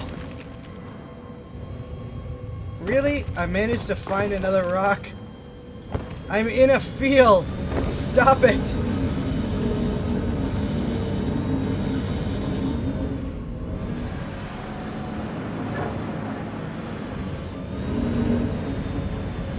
Sad about the loss of profits.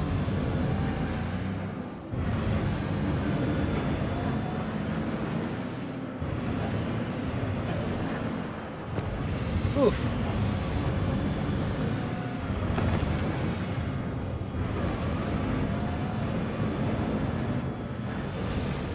Probably should have turned on the Connie's lights. That seems like a smart thing to do.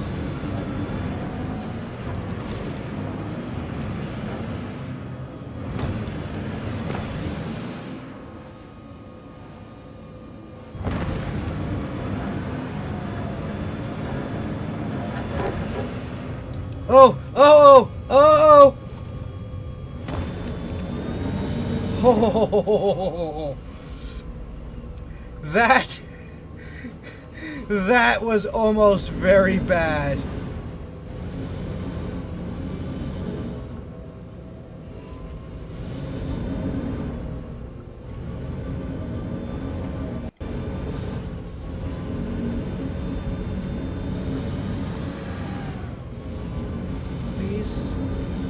Yourself correctly. What's your problem? What is your problem? You look like you're set.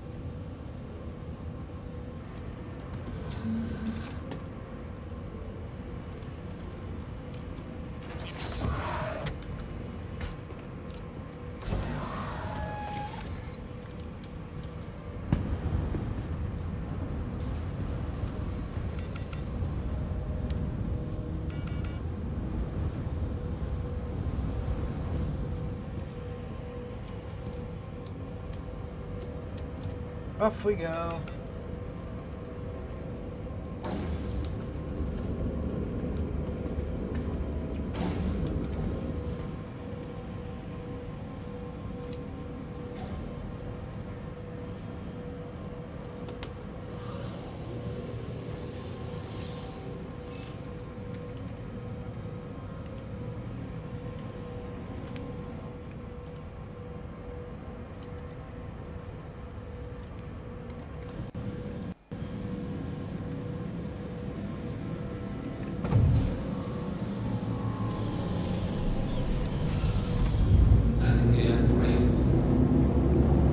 All right.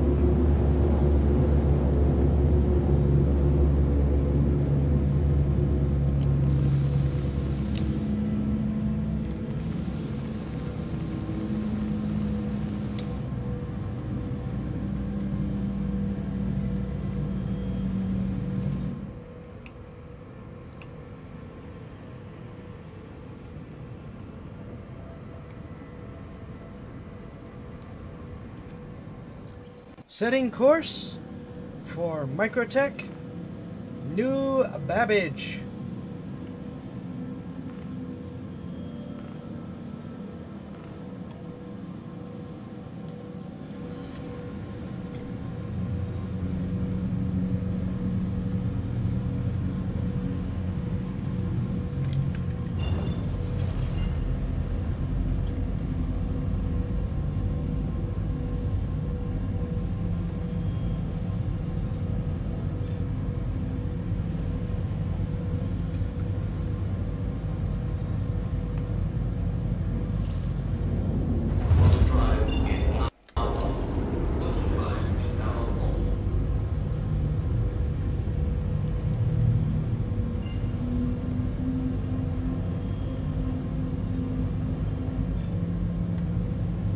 I guess it would be New Babbage Microtech, wouldn't it?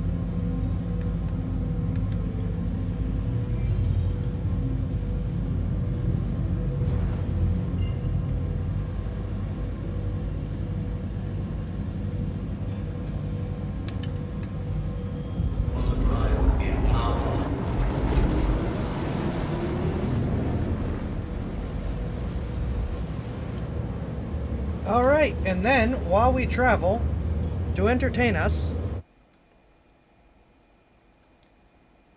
I do not know how this is balanced in volume because it won't let me check, so I apologize if it's a bit loud.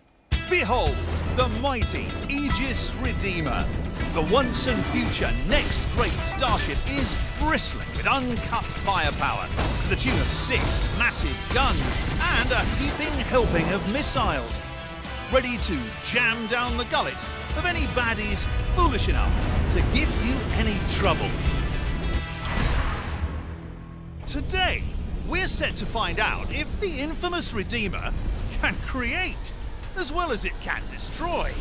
We've filled this ship's auxiliary fuel tanks with a special paint mixture. Stay with me, so that when I fire the thrusters just so, it'll spray stunning swathes of colour across that rooftop, which our fleet of MPUVs is turning into a giant canvas. The idea being to recreate the famous painting Tears of Fire on a massive scale. We'll just do a little bit of that at the bottom, finish that off, there we go. Jack Smurg Cleary. Ha! So, with precision controls and the spirit of artistic inspiration on our side, it's time to see if this thing makes as good a paintbrush as it does a devastating killing machine.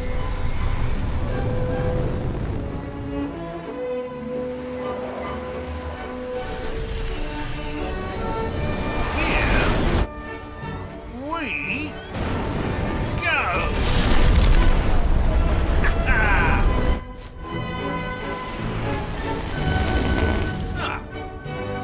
Well, that was a bit underwhelming. But we aren't done yet.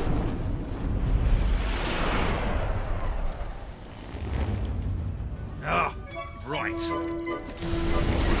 Ah.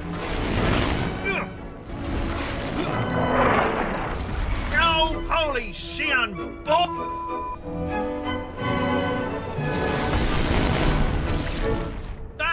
I've absolutely had it. I can't believe this. Everybody take 5. I mean, what a piece of garbage! I accidentally plagiarised myself, and then I have the gall to think I can right the ship with some over-the-top stunt, and it doesn't even bloody work!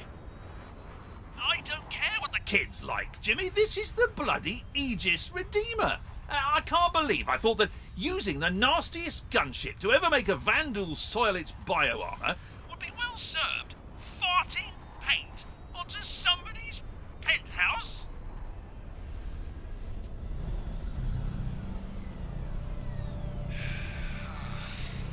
I've lost my way, Jim. I don't think it's even about the ships anymore.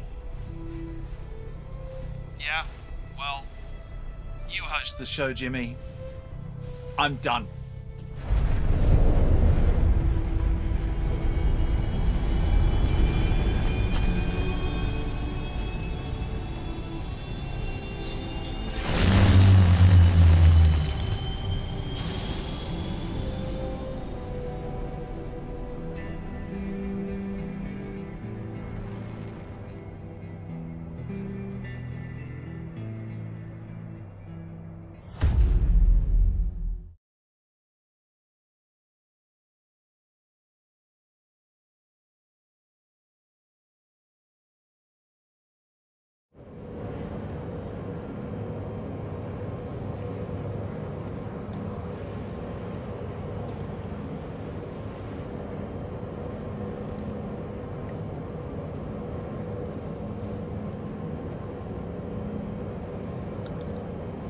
So, poor Jax McCleary is not having a good expo.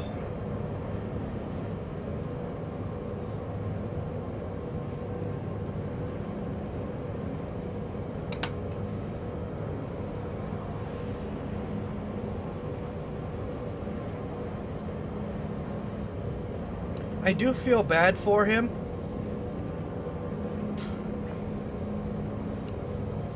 But you can't help but be amused at some of these insane antics he does.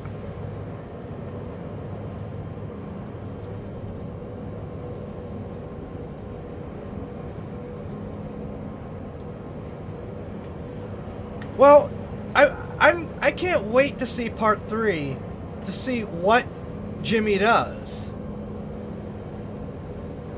Or if maybe I think the implication is that he's not a mute.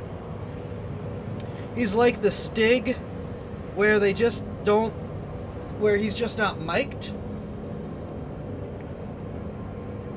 So it'll be interesting to see if they actually give him a voice when the next video comes around. Or if they're going to be super clever and actually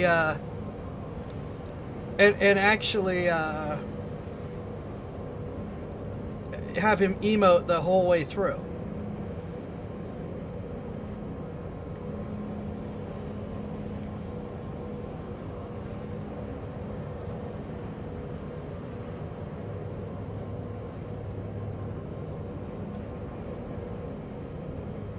Yeah, I know the Stig doesn't talk. And Jimmy's actually the second helmeted mysterious person they had. The first one was a Stig-type character. So I'm curious where they're going to go with it, if anywhere.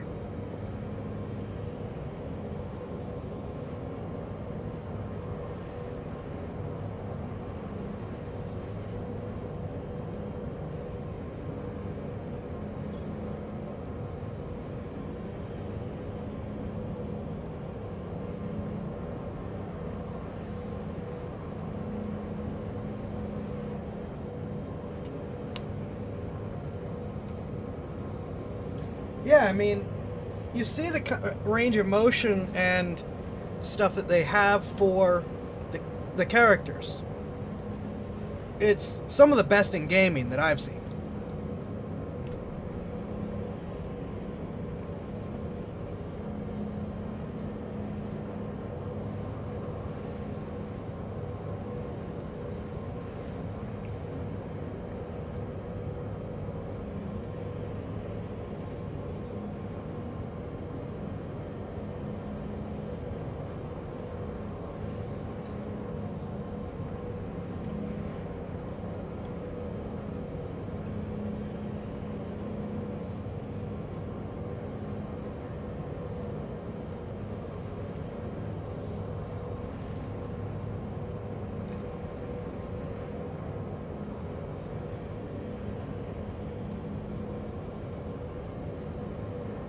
Oh, interesting. I never knew this.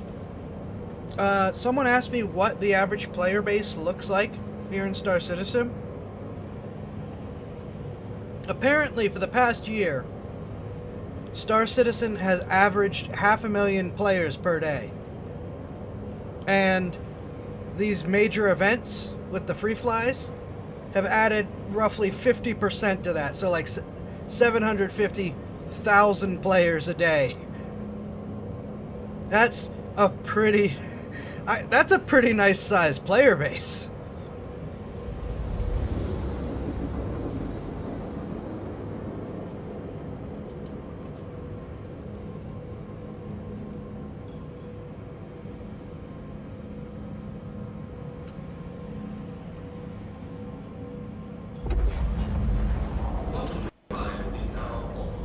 Welcome to Microtech.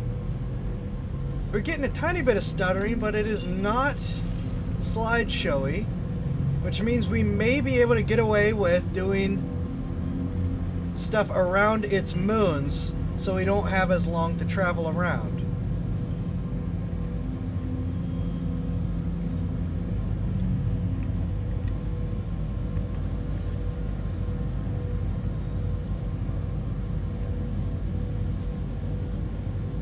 And I will not be landing at the spaceport this time.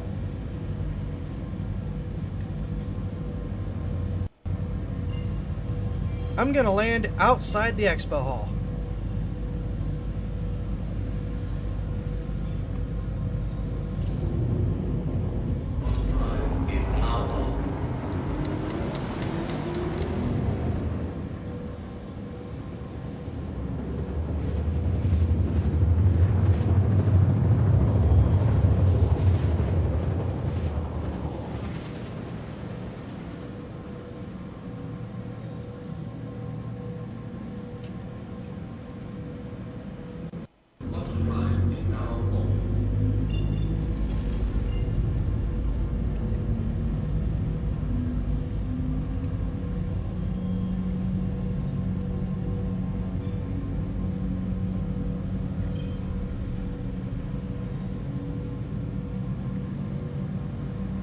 Welcome to New Babbage again. Only on maximum graphics settings this time because we realized it doesn't affect the slideshow.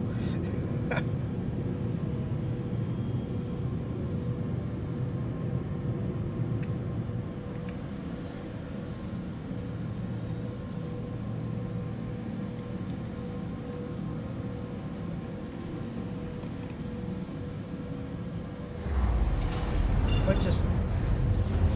Oh, don't start.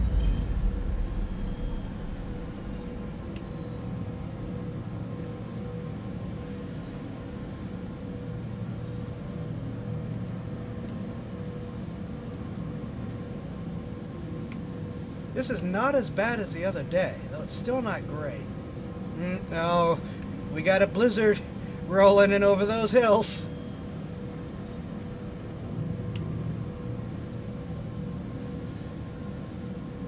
See a train down there, or I guess a capsule going into the commons area. I absolutely love how detailed this is. Playing this game on max settings is one of the best things ever. I wish more computers could handle it.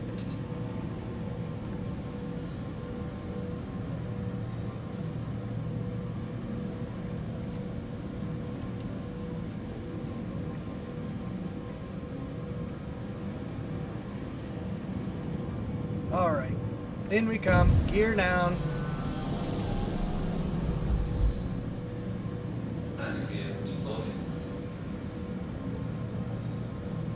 I can see on the radar I'm not the only person that's doing this. And this just eliminates all the problems with dealing with the spaceport congestion. And it opens it up so that new players who have to retrieve their ship for the first time can actually have a chance of doing that. And what I do on my main account, actually, is I have a ship with a bed. And I just do like if I was going to a real life convention. and sleep in the ship and park it out in the ice. Park it out here in the ice. So when I log out, I'm just logging out right out here.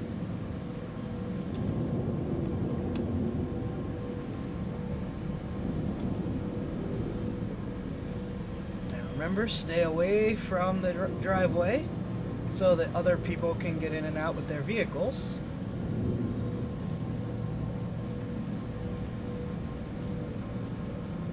And I'm in the Novikov armor, which means I do not need to worry about... Here's the slideshow.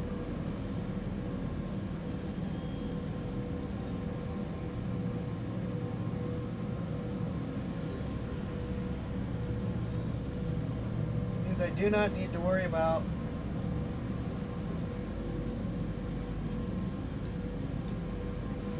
what's going... Oh, I know why I couldn't do that.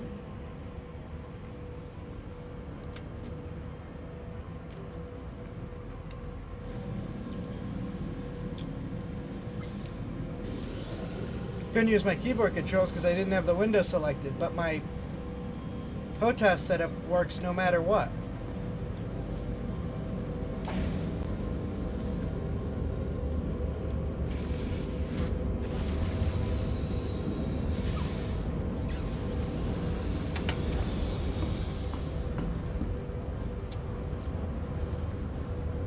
Oh, and someone is parked up there and I just didn't see him. Come on! Stay... Leave the garage open for people that need their ground vehicles. Oh, slipped on the ice. Slipped on the ice. Ouch. Slipped on the ice.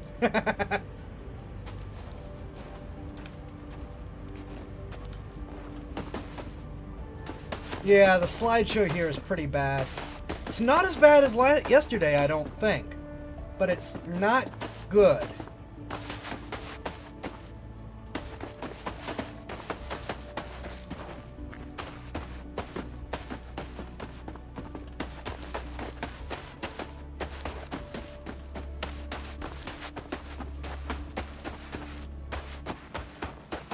Oh, they're staying out of the way of the garage at least. Okay, thank you. Is that an Omega? I think that's an Omega.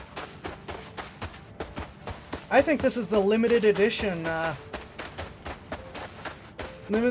Mustang. You had to buy a certain AMD processor or get the code off of someone who had. Is this an Omega? It is! It's a Mustang Omega!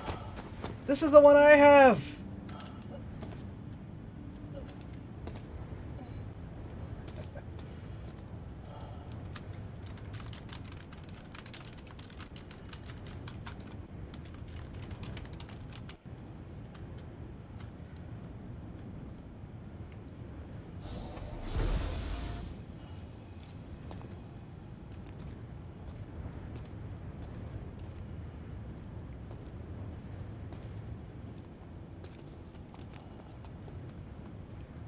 Wait a minute, does this now have boxes? How'd he do that? I'll have to check to see if they added box storage.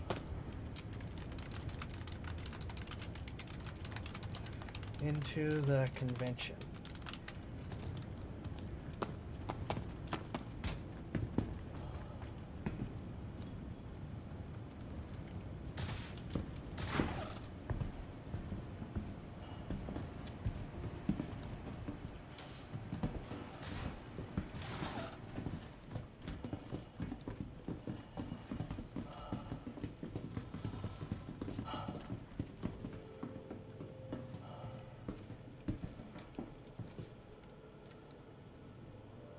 And they're delivering someone's package.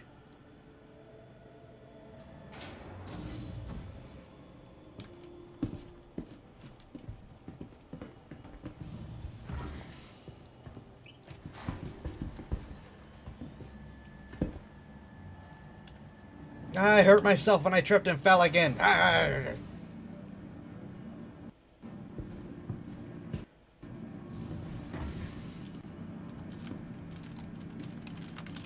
my safe?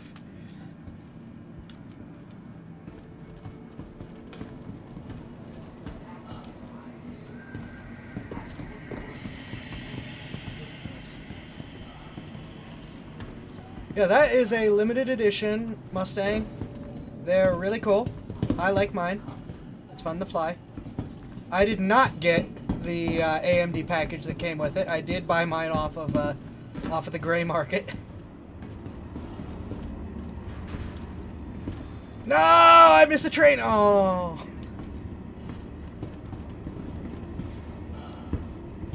Oh well, time to finish off what's left of my dinner.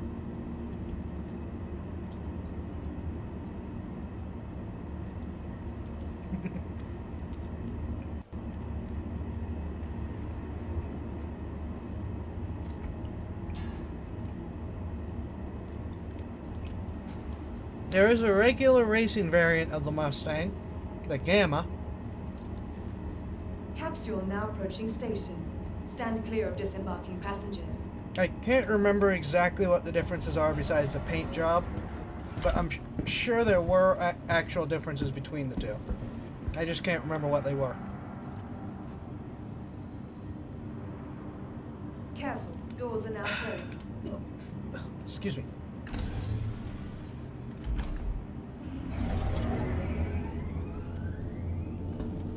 Nearing next stop.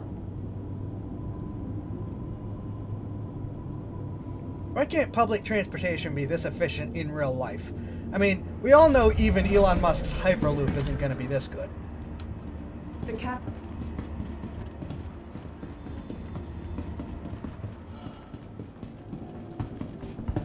Run. Yeah, the slideshow is not as bad as it was. And at the very least, we're getting it in HD.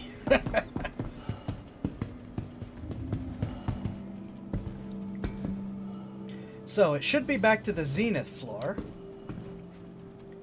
Ooh, and then next is gonna be the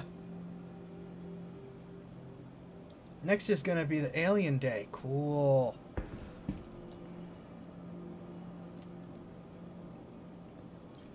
I'm gonna try to stream this week. They'll probably be short streams, unfortunately. I have oh, there we go.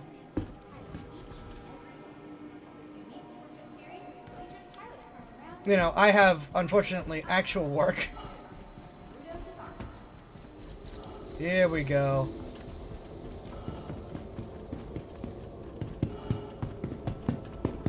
Welcome to Aegis Dynamics Day.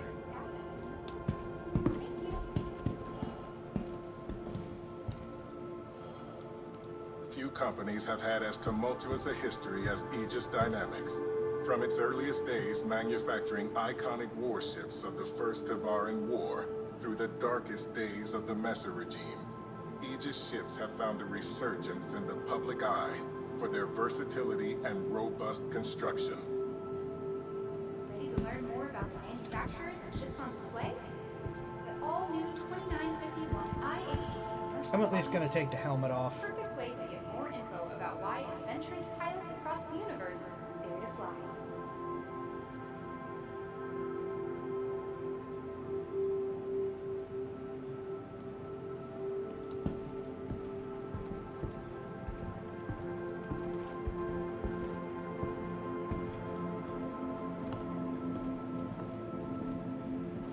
Welcome to the Aerospace Expo. To anyone watching who hasn't been here for the past two. So Aegis has filled the halls.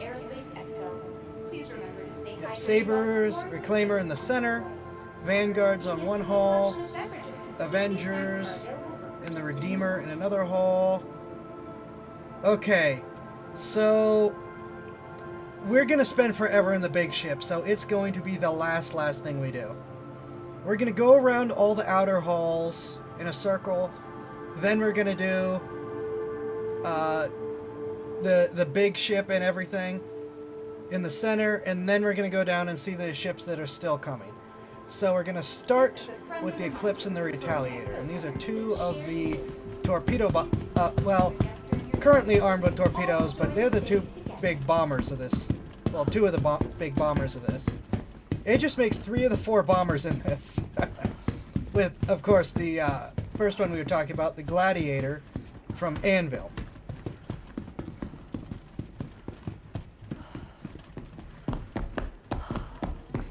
So the Eclipse is rather obviously a stealth bomber. Its guns aren't very big. It's only got these 2 guns over here under its wings, but it's got a big torpedo bay to load up with to just really ruin somebody's day. And kitted out right, it's a great stealth ship. And these are actually popular for high risk or very high risk, I believe, bounty hunting missions, because you could torpedo the big target ship and get out, hopefully without getting noticed by their escorts. And the idea is you're just going for the main bounty. You're not collecting your extra money. You're going to drop your torpedoes and bolt. And this is the Retaliator. And this thing really, it's been a decent multi-crew ship for a while because it's basically a B-17. It's got 5 turrets all around it.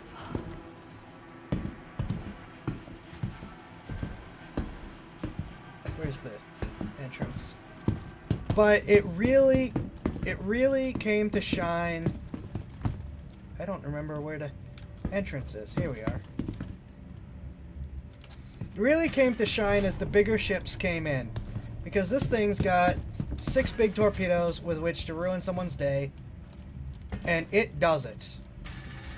These things hit like a truck.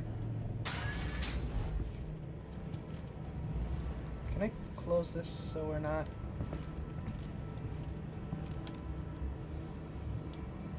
No? Okay. Yeah, here's the forward torpedo bay. Repeat, this is not the only torpedo bay. This is just the one in the front.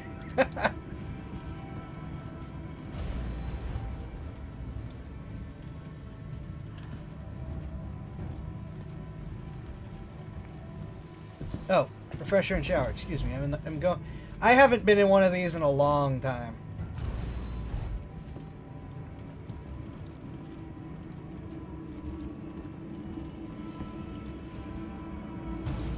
There we go. Look at these things.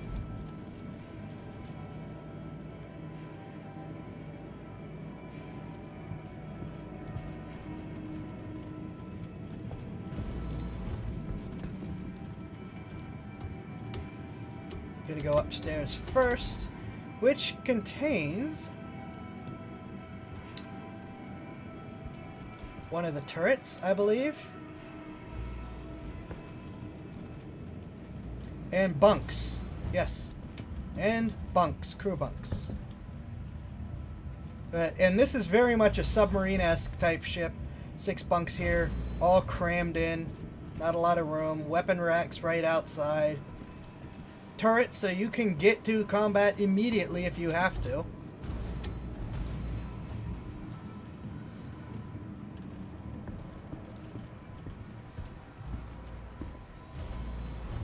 And I think this is supposed to be the captain's quarters. But again, it's a very yeah, it is. It's a very submarine-esque warship. All cramped together. There's the lower nose turret, and then the pilot's seat.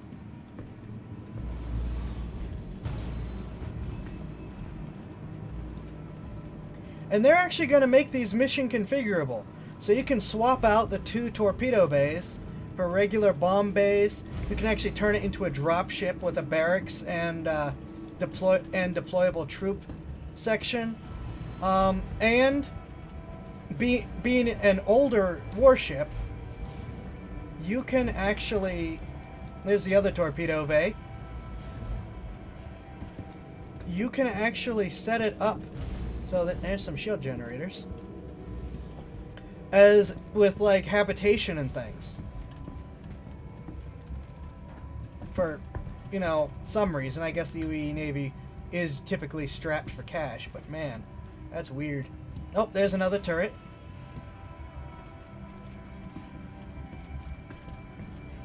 Some lockers.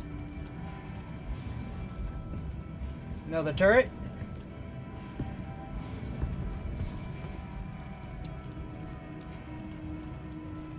The other turret over here. And those big mother torpedoes again. Yeah, this thing can end a fight pretty quickly if it manages to get its torpedoes away. Just gonna drop out through here since it's open. The Retaliator, the B-17 of Star Citizen. 5 turrets, 6 massive torpedoes. It is a fun one, but very much need crew. The pilot only has control of the torpedoes, none of the guns. You need gunners. This is part of the reason why ships like the Eclipse are more popular for torpedo running. Just because one person runs the whole show there, you don't need to rely on a crew. But unquestionably, if you have a crew, the Retaliator is the king of bombers. Or queen of bombers, actually. She's a ship. It's queen of bombers.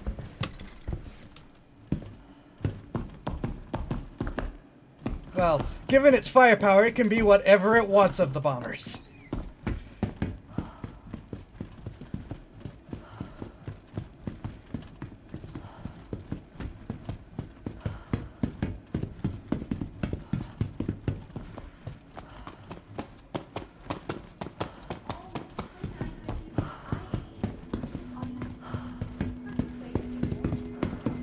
This was the Vanguards. Yes, these are super popular ships.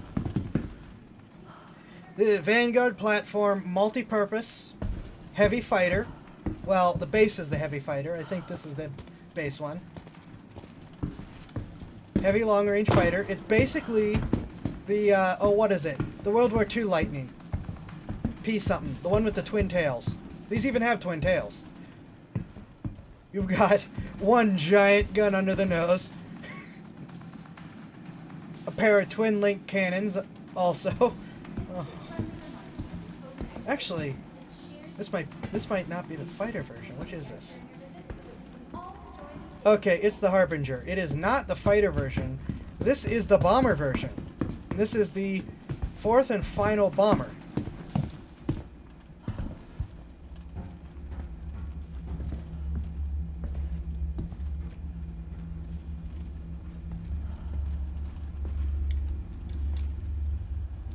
Shoilet, a little bit of storage, a little bit of crew, because it is long range, so you get a tiny bit of pleasantries. Not as big as torpedoes, but still quite big torpedoes. P-38, that's the one I'm looking for, yes. Crew quarters. Oh, wait, nope. Rocket pod turret. Turret is equipped with rocket pods, and then it has the 3 big torpedoes, 5 big torpedoes, bunch of big torpedoes, and a bunch of regular missiles and cockpit. This is a good all-round ship. Its regular firepower is nothing to sneeze at. Its missiles give you plenty of power.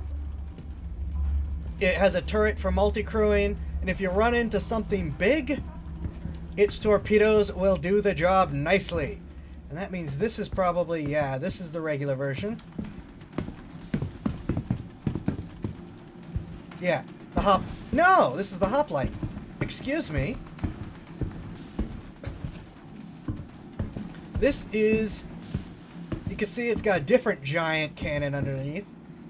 And 4 twin-linked cannons. Or, well, I guess 2 twin-linked double-barrel cannons. This is actually used as a dropship.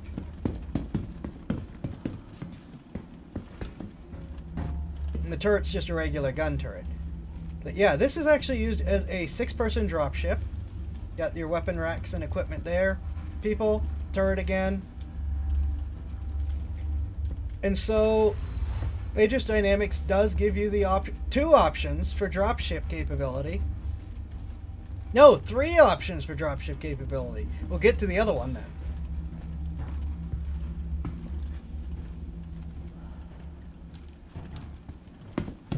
Which means this is the regular one. I cannot keep these paint jobs straight. This is the Vanguard Warden. That's it. Yes. Got some of its missiles. Same Gatling cannon. No, slightly smaller Gatling cannon because it's on a gimbal. 4 laser cannons this time. Some more missiles. Regular gun turret. And just comfortable crew quarters. Well, for a warship. Got a little bit more storage and equipment because it's intended to be a longer range fighter. It's the longest range of the Vanguard variants because it's just the core long-range heavy fighter. Any one of these are really good for just general purpose workhorse heavy fighters. And this is a special one. I think this is the special one. Better be, unless there's one I'm forgetting about. This is the Sentinel. So it's got these attritions, which their special capability is not currently in the game, but if you overheat them, they shoot faster. The hotter they run, the faster they shoot. But its big special surprise inside is an EMP generator. This nasty piece to work is the electronics warfare variant.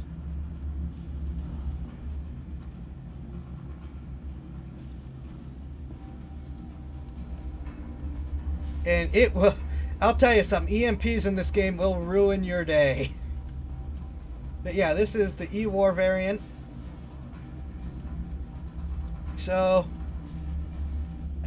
if you want to, EMPs are a difficult but very useful capability. But you got to use them smart. But if you can figure out how to use them, man, they hit hard. And so those are the Vanguards.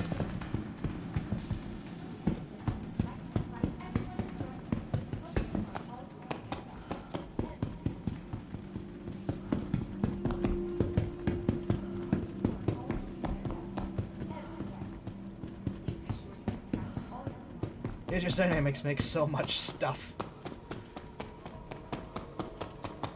Admittedly, when you get to things like the Vanguards and the Avengers, it's like the same platform reconfigured a bunch of times, but it's still an incredible amount of stuff.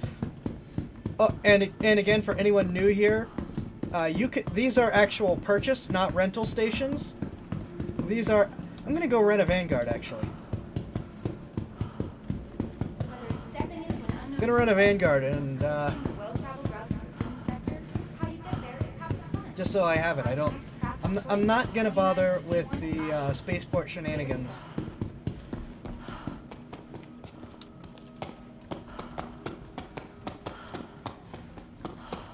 But I am gonna rent it to grab it from like a space station or something afterwards.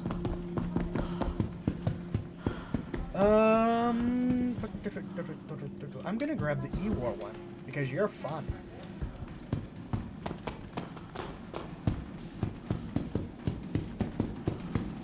I like EMPs.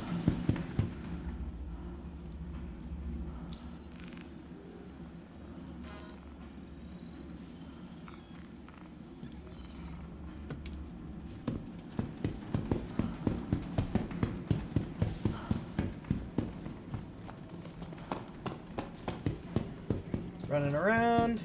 Yeah, this slideshow is not near as bad as it was before, thankfully. It's still not great, but it could be a whole lot worse, because we've seen it a whole lot worse.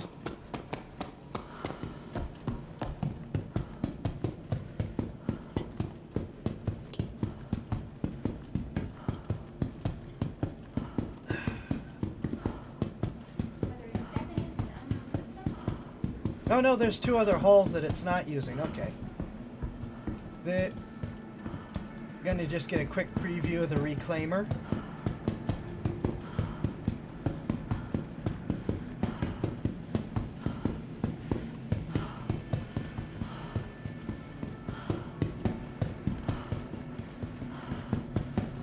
I'm trying to rush through this, as evidenced by me giving my poor character a heart attack running everywhere.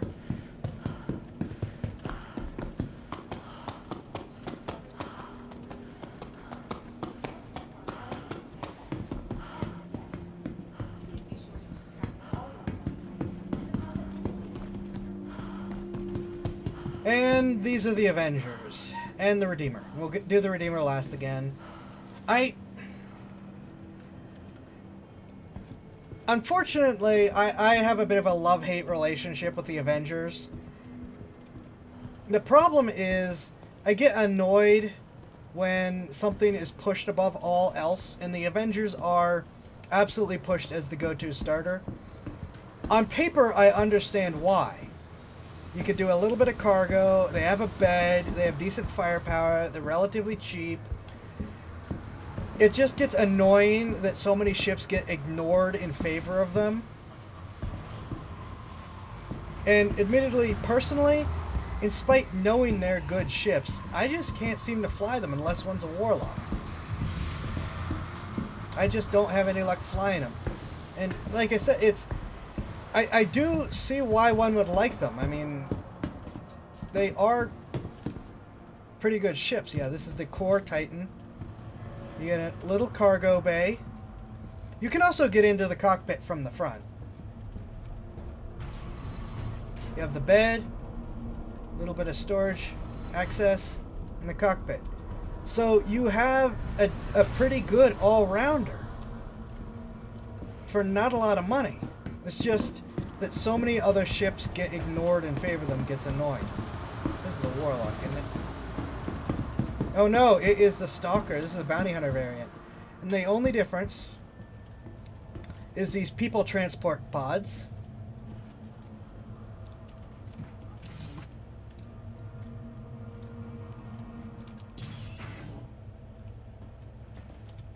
So you sacrifice your most of your cargo space with the people pods.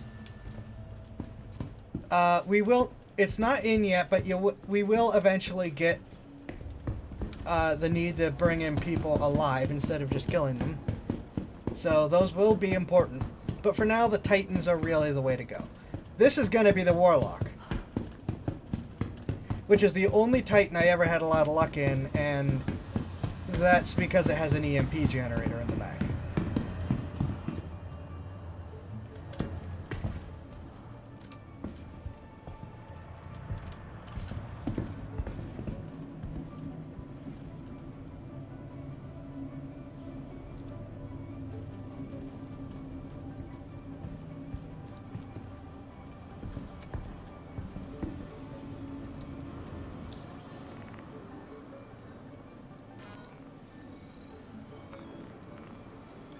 And then this is the Avenger Titan. I forget its secondary name.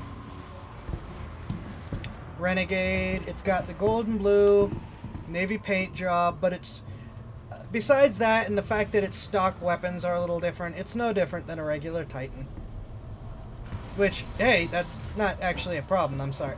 I'm sorry that Avengers, like I said, that the unnatural amount of meta love that they get from a lot of the community doesn't put me in the greatest place.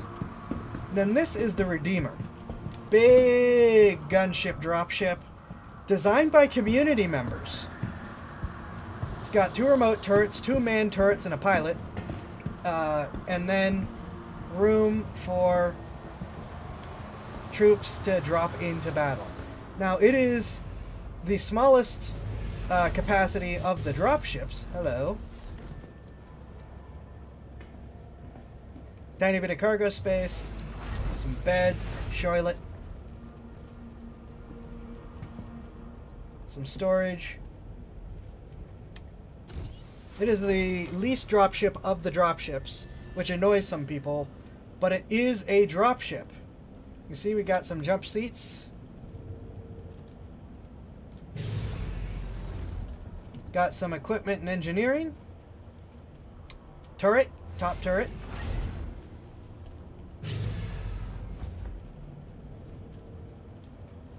Bottom turret over here. Some more equipment and engineering. The 2 remote turret seats and the pilot seat. So it's still not very big. It is designed to be used as a bit of a longer range gunship.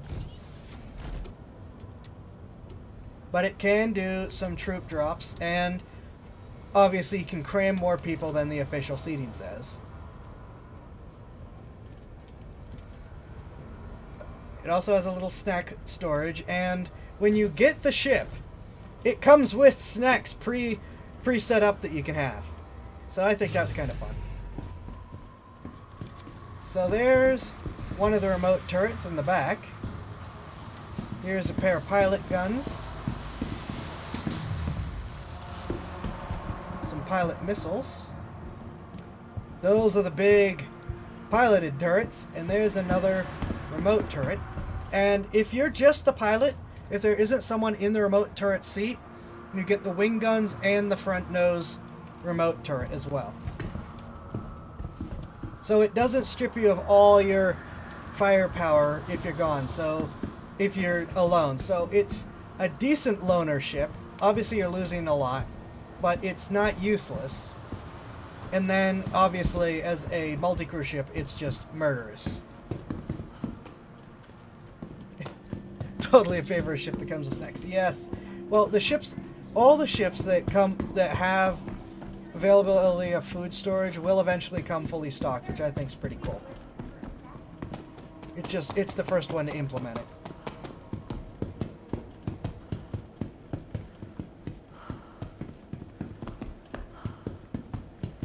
I forgot what they said was over here. Oh! We got the 2 Gladius Fighters, and the Hammerhead Corvette. Gladius is another one that's like, it's a good ship, but the meta hogs just won't shut up about it, which gets infuriating. 3 gun ports, 4 missile racks, some single, some double by default, place to keep your guns, and a fast and maneuverable package. And again, it's a good ship. Don't let my lack of enthusiasm kill your interest in this or the Avenger or any other ship. It's just the meta hogs get a bit annoying. So you have the base, and then over here is a special variant, which is just the same thing but different default loadout. Actually, I can't remember which one's which. Doesn't matter anyways, because they're the same ship, different loadout, but you can re-equip them the same way. And then the mighty Hammerhead Corvette. 6 quad cannon turrets. Each gun has more DPS than if I maxed out my little Pisces. And then each turret has 4 guns. So this requires a crew of 7. Can crew 9 though, or more, of course. Pilot, co-pilot, engineering, and turret gunners. And it has missiles on its back. And it has a big ram plate. Let's go back here.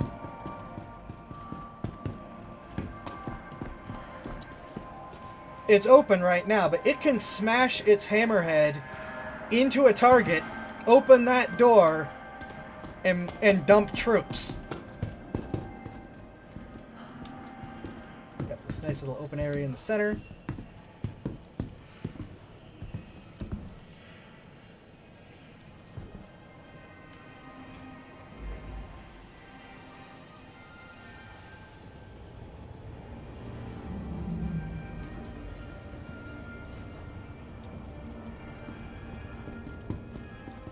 One of the turrets,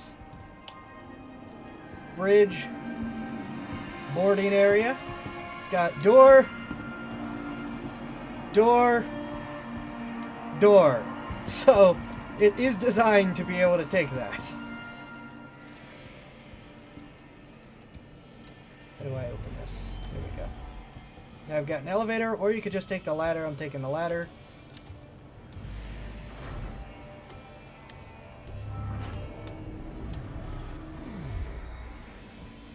And the bridge. Which I guess is supposed to be a little more shielded by making it an underside bridge. I don't know.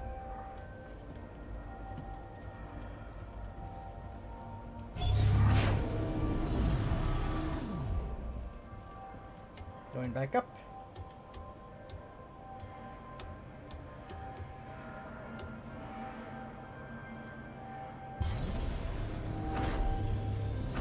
Trying to go a little quickly because there's a lot. Another turret. Mirror of the side we came in. Another turret.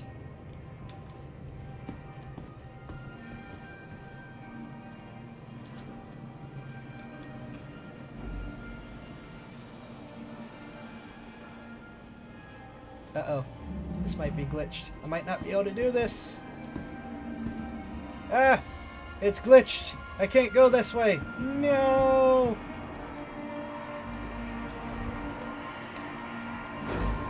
That should be where the kitchen and commissariat is.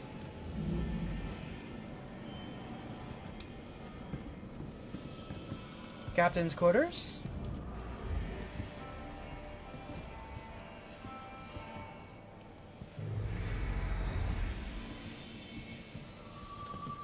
Again, it's somewhat submarine-like, but not as cramped. But it is a Navy vessel. Turret.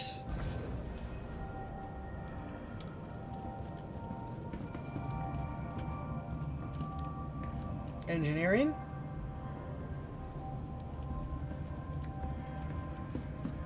Crew quarters.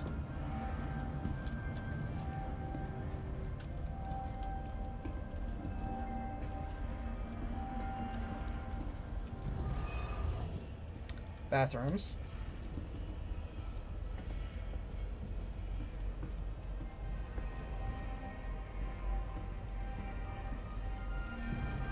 More bathrooms.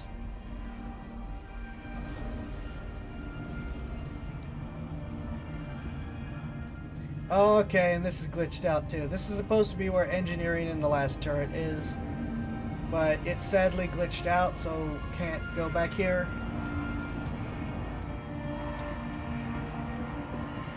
But that's the ship then.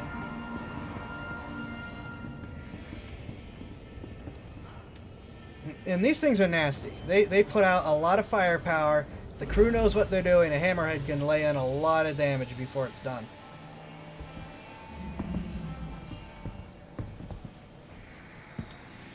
So, finally to the center! Like I said, I am attempting to get through this fairly quickly.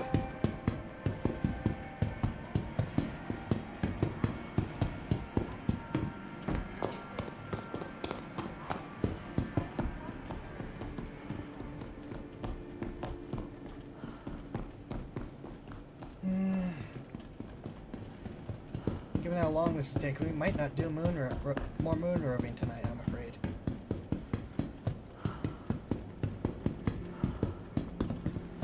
And these are the sabers. Again, I like the sabers. I especially like their specialist variant, which is not going to be here, unfortunately. But the meta hogs just, yeah. But yeah, these are your all-rounder, not quite as heavily armed and armored as the Hornet, but still heavily armed and armored. Couple big missiles, decently stealthy without being a dedicated stealth ship. Very maneuverable. And again, this is just a variant that comes with a different set of equipment and paint job, but is otherwise the same thing. And these are just fantastic fighters. Oh, no, we're doing that last. And then this is like, I think, the first non-combat vessel we've gotten to. The Mighty Reclaimer.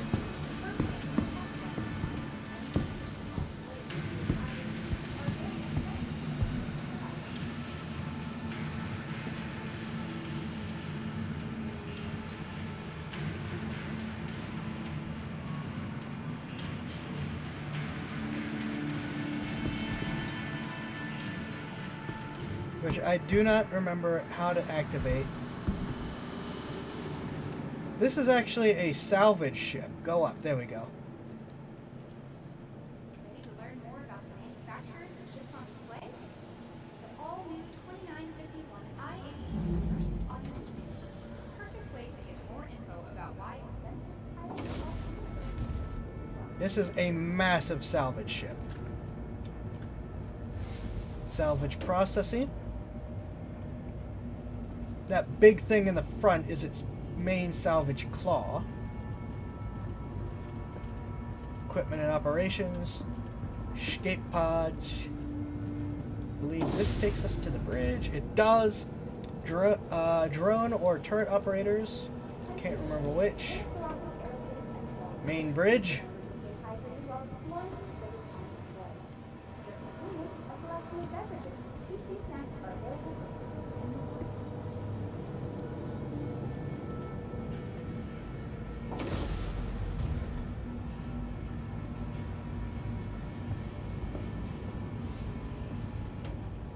That's where we came in, I think.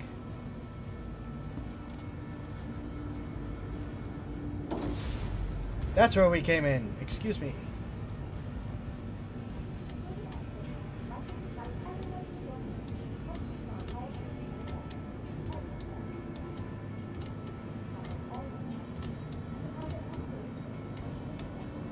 Big ladder. Big ladder. Gravity generator.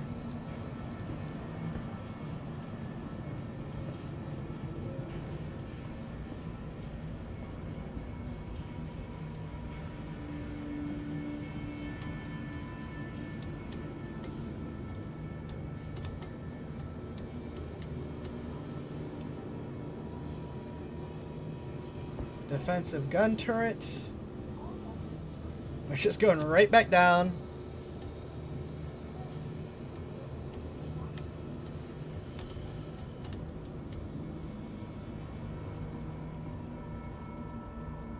And this is that elevator that I ignored.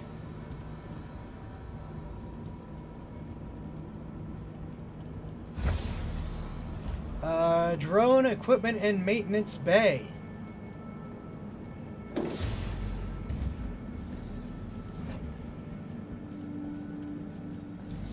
They get thrown out of the ship that way.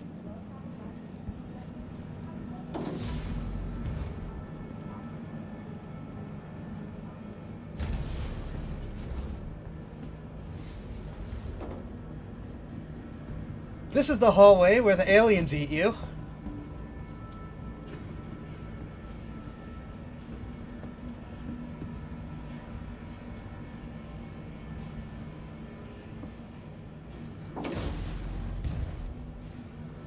Here's some escape pods where you try to get away from the aliens but fail.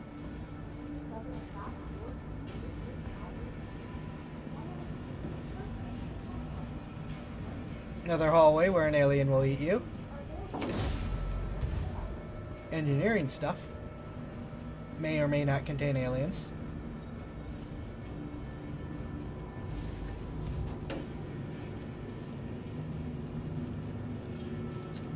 More engineering stuff. Still may or may not contain aliens.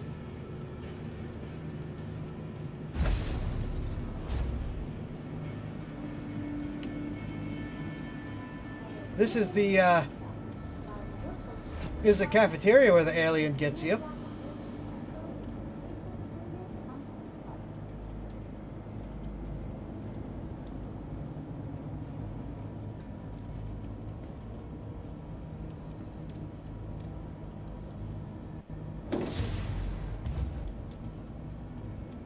Docking collar where you attempt to eject the alien out of the ship. No.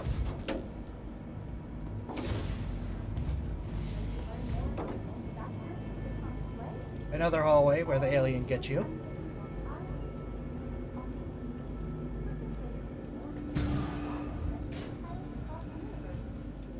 Crew quarters. May or may not contain aliens.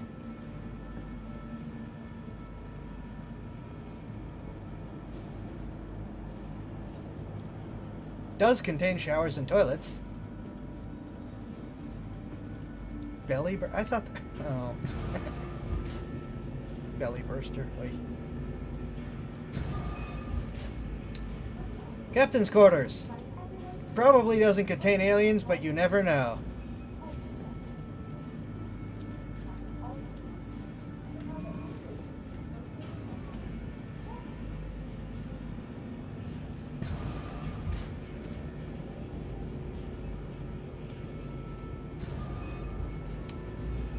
Looks like an alien already got someone.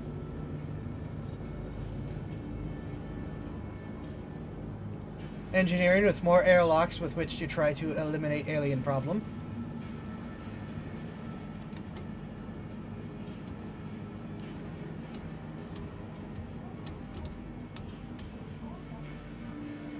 Subdeck. Most definitely contains aliens. Also some engineering stuff. And the ship's FTL drive.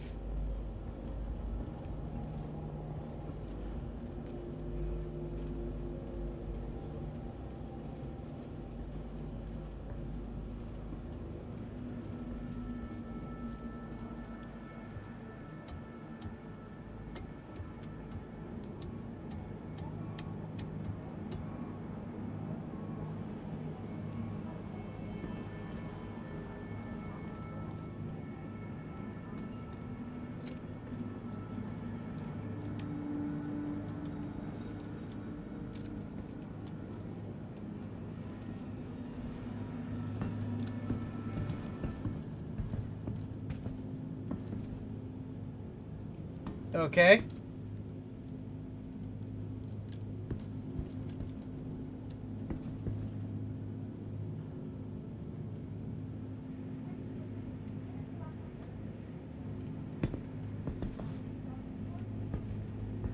Salvage balcony, where you organize your salvage while keeping an eye over your shoulder for aliens.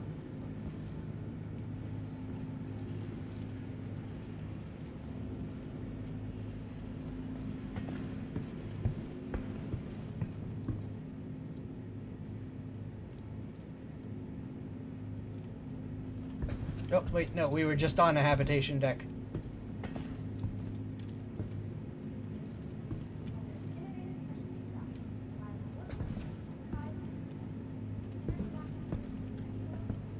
Salvage processing.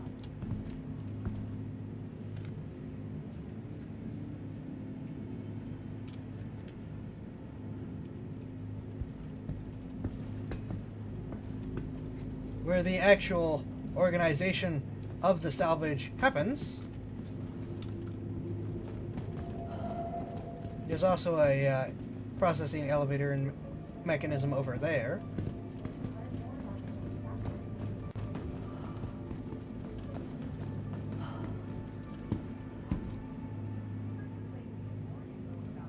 Salvage hold, where you store your salvage. It's a salvage platform. What do you want from it?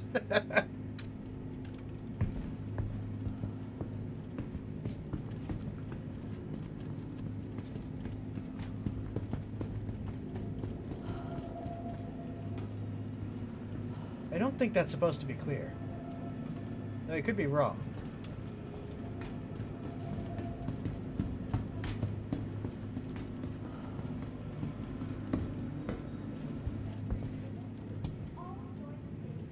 Cargo hold.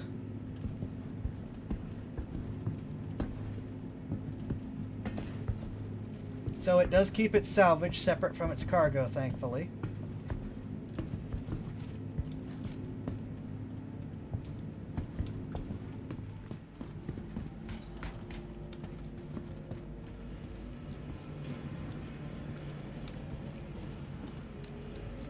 I thought that you could also open... I could be wrong.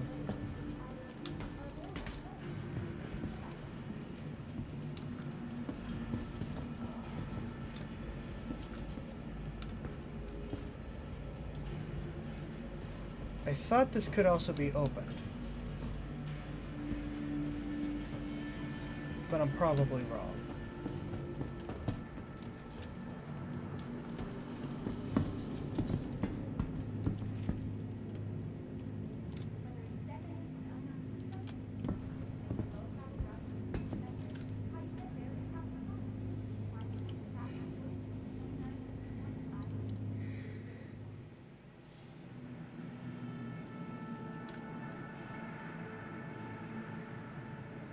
And there is exiting the ship.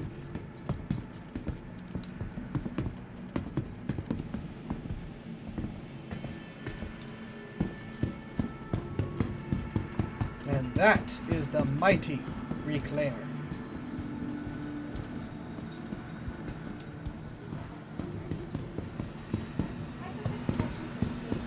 All guests extra vigilant. We're just going to look at some ships that are not yet in the game.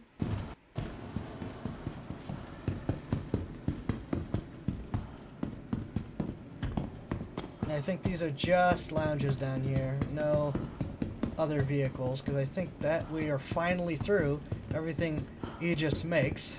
Yes. And so, a look at some up-and-coming warships. This is the Nautilus, which is a mine layer. This ship is used to mine planetary, well, mine whatever you want, basically. And mine as in drop explosives that will sit there, not mine as in dig.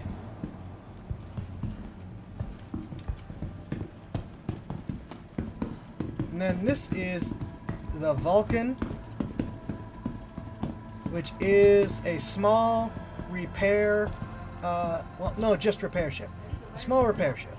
Those doors open, it deploys repair arms and drones and fixes things. And that is Aegis Day.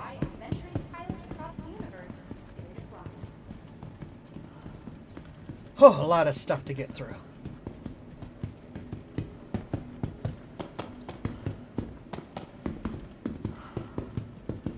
And honestly, I think I'm probably just going to head up to the port and settle in for the night. And then we will hopefully continue this tomorrow. I know I don't normally stream during the week, but I'm going to try to get away with it if I can. Especially with the holiday coming up.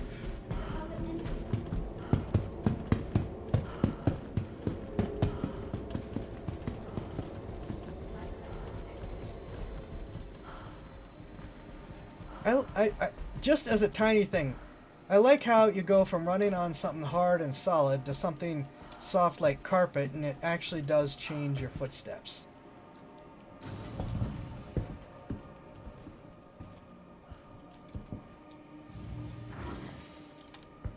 That is Aegis Dynamics Day.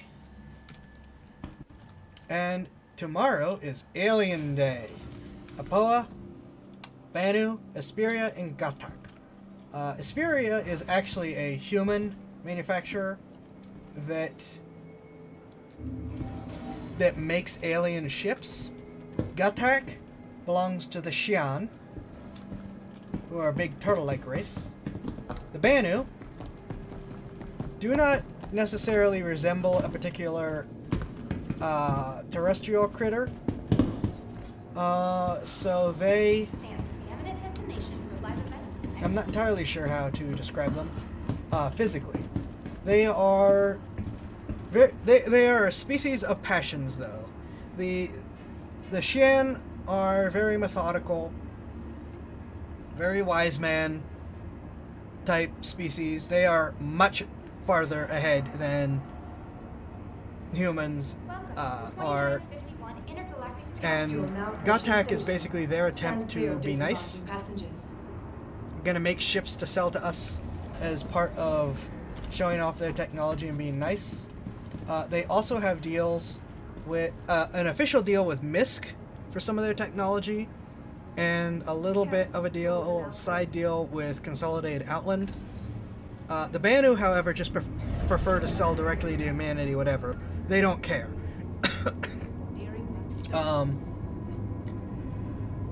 But don't let me make you think that they're like the Ferengi. They are nothing like the Ferengi. They are very much a trade person type species, but they handle it in a very different way. And they have a very entertaining culture where they do stuff like when it comes to sports, Banu will root for both or all teams involved because they're there for the excitement, not for their chosen champion to win. So it's just whoever is being most exciting at this given point in time is who they're rooting for.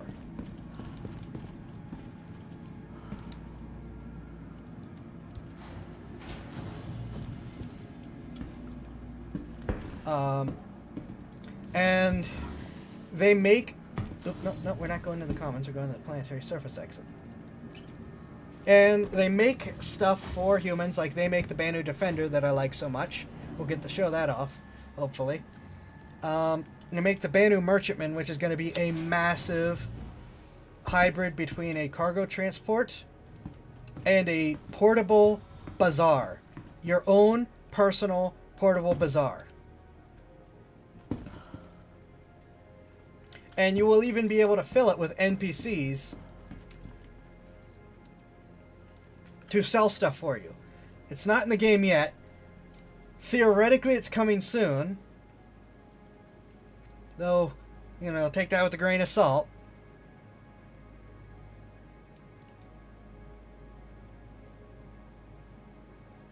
Oof, oof, oof.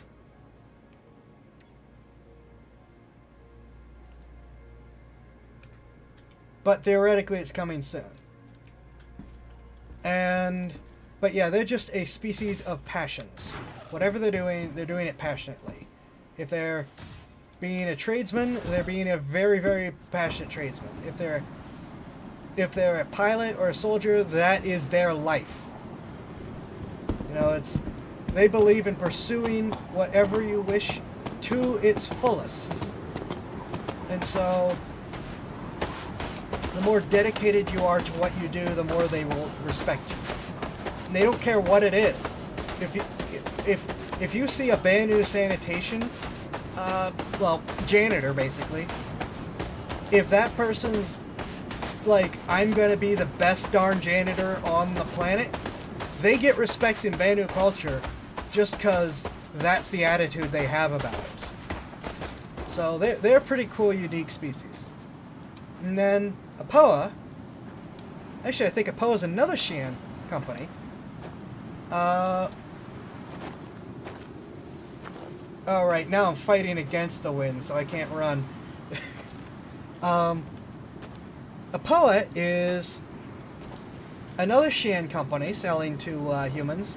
They create mostly smaller stuff, like the Apoa Nox is the big thing that people know about them, which is a very, very fast hover bike.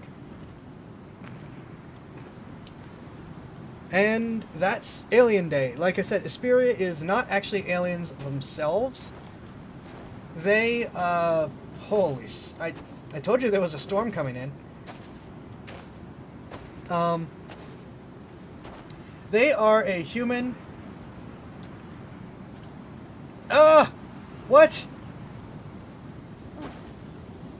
What was that? I think I got picked up by a gust or something. Anyways, they buy, or in a couple cases steal, alien designs and manufacture them. Like, they manufacture Tavarian ships, like the Talon and the Shrike, which, the Tavarian are a conquered species. Their entire civilization ended up being absorbed by the United Earth Empire. And they're a bit like anthro-bird type species. You know what? Just think of them like the Rito from Breath of the Wild, actually. Only sci-fi. They were a very proud, noble warrior race.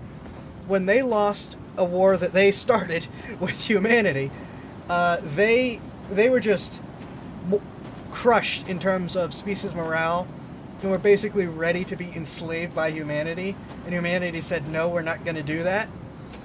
But because they were already so crushed, humanity just kind of had to absorb them to keep their civilization from starving to death. But they're getting their national pride back. They're starting to become more of their own people again. And Asperia makes several recreations of their ships as part of their comeback, basically. The other big claim to fame of Asperia is Vandal Ships. The Vandal, who are a very unsettled, shout out to the Vandals, are the big enemy of the United Earth Empire. They just started attacking human borders. No one knows why. No one knows what they want or why they're mad or anything. Just that they've decided they're going to keep attacking humanity. And we know very little of their culture. But we have salvage equipment. Hello. Well, you're catching me towards the very end, I'm afraid, Sai. But I'm not quite done yet. I'm currently ranting about tomorrow's offerings just in case I can't stream tomorrow. I know I don't normally stream during the week, but I'm going to try.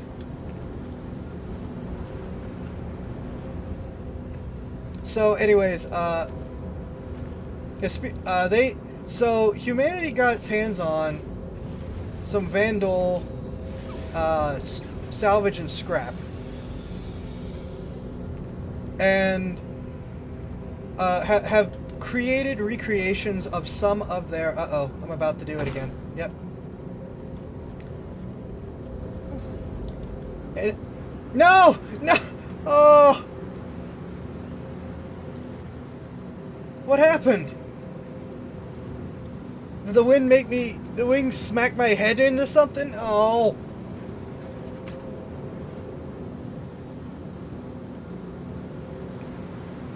I'm gonna call bull on that one. Oh, well, it's a little more time to ramble.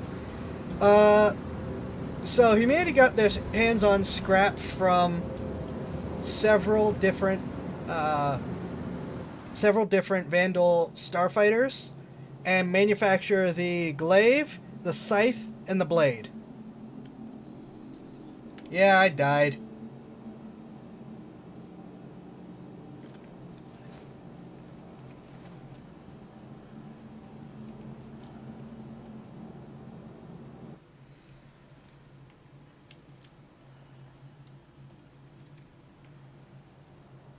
So yeah, and those are the real big claim to fame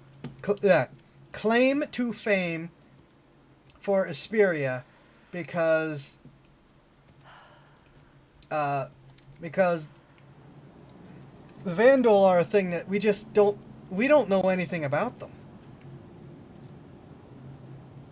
They're so hostile, they refuse to communicate.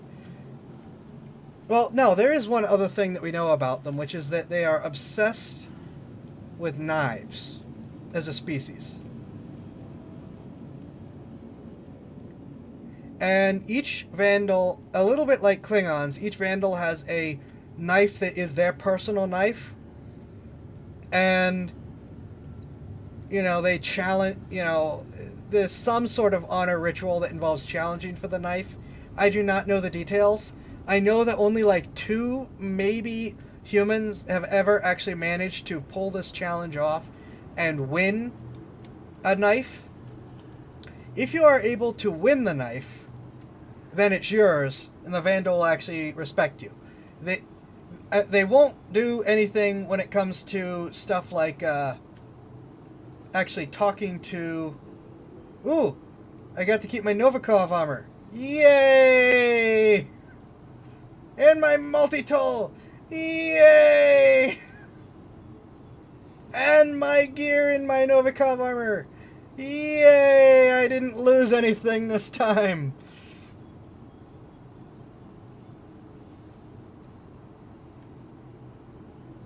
Where was I? Anyways, yeah, they, but if you steal, like if you just kill one of them and steal the knife, an entire Vandal clan will come hunting for you. Like, they will hunt you down and murder you if you somehow steal this knife and don't win it in whatever their ritual combat is. They do not take kindly to that. I didn't die just... Okay, yeah, that's fair. That's fair. Okay, I wasn't paying attention. I just saw I went down. So, yay! So, that's how that works.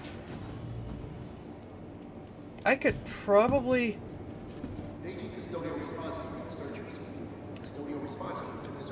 I could probably try to make it to the ship again. So yeah, tomorrow Alien Day starts.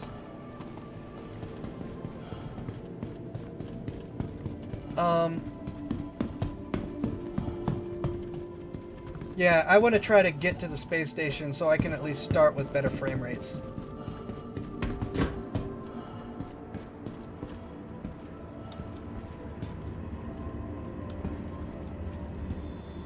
Oh, I'm gonna miss the train.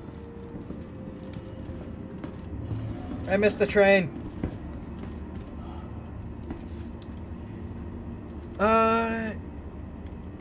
Yeah, I don't think I have anything else to say about that. Let me check to see where...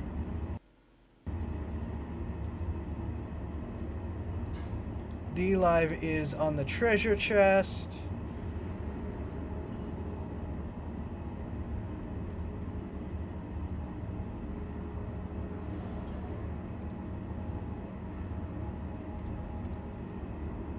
.3.1, nope, can't open it. No treasure chest today, I'm afraid. Capsule now approaching station. Well, it's Stand clear faster of to try to disembarking get to the passengers. ship, and you know what? I'm going to do something else since I still have that rented Spartan. I am going to drive to the ship, and then just leave the Spartan for whoever wants it.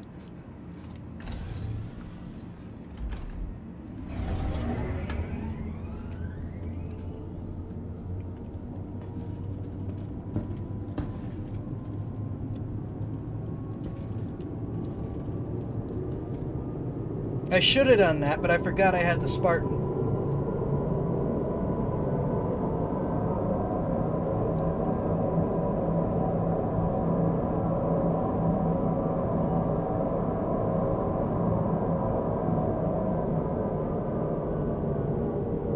He's saying the population is low due to the bugs, but like I said, they're averaging like 700,000 players a day right now.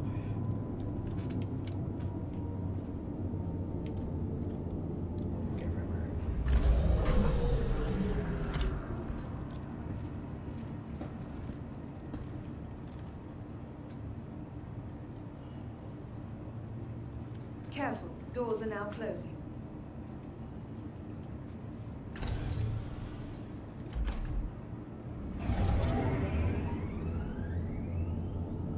Nearing next stop.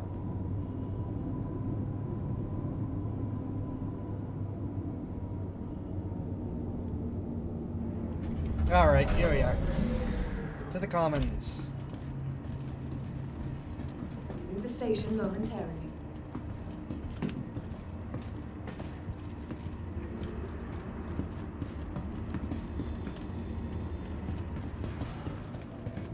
Of course, someone might have just stolen the ship, since the door was now open.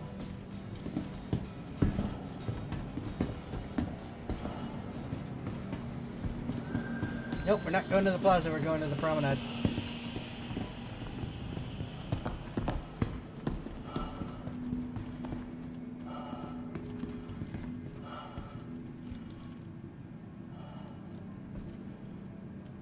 I hope this works. I don't have a lot of confidence in it, but I hope this works.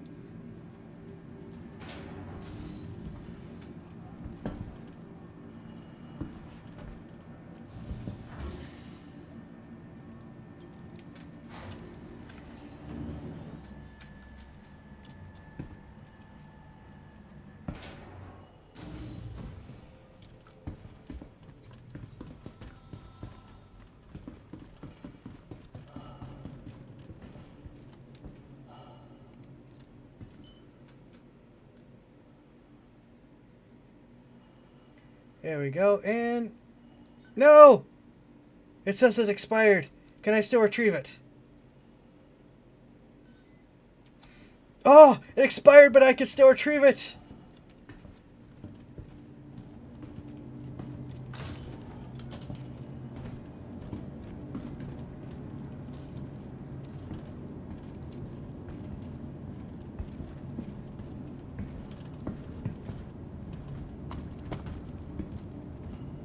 And Sai, I don't know if you saw this. This is basically the Bradley of Star Citizen.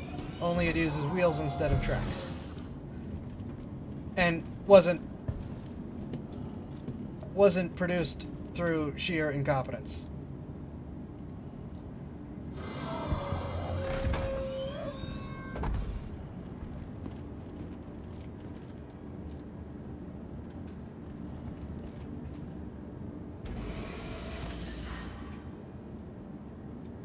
So we will unfortunately not be doing treasure chest. So this is, I guess, the time where I go down the roles of please like, comment, subscribe, follow, whatever. Thank you to everyone who showed up and hung out today. Like I said, I'm just working on finishing up for the evening.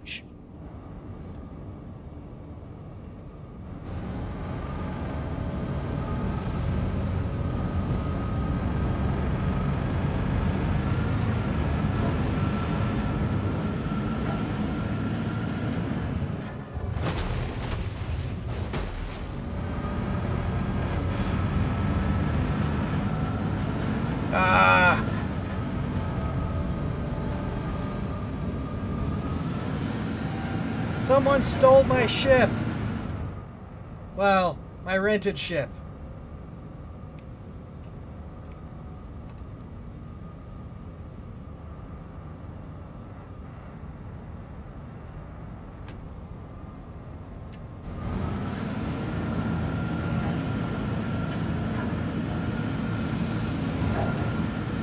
Alright, I'm not going back to the spaceport to try to take all that time to get set. Since we're about done, I'm just going to go inside and log out there.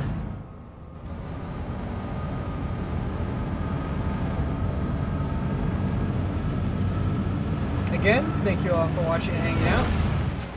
Oops. Please check the various descriptions and channels, you know, just for updates and so on. Like I said, I'm going to attempt... Nope, nope, nope, nope, nope!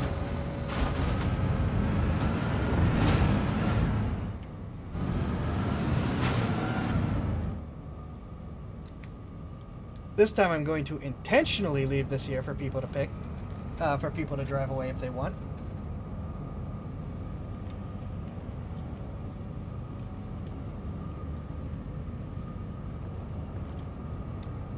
Now, in a couple hours, it'll probably just be a buried block of ice.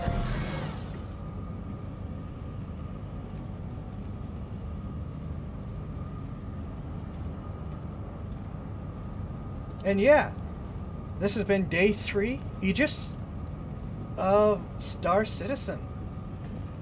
Thank you everyone for watching, hanging out, chatting. Hopefully you've had fun. And that is it for tonight. I am heading off, and like I said, I am going to try really hard to set myself up for streaming during the week so we can keep enjoying the Expo, but I cannot promise that that will happen. Have a good one all, and have a good night, or day, or morning, or whatever time it is. Later.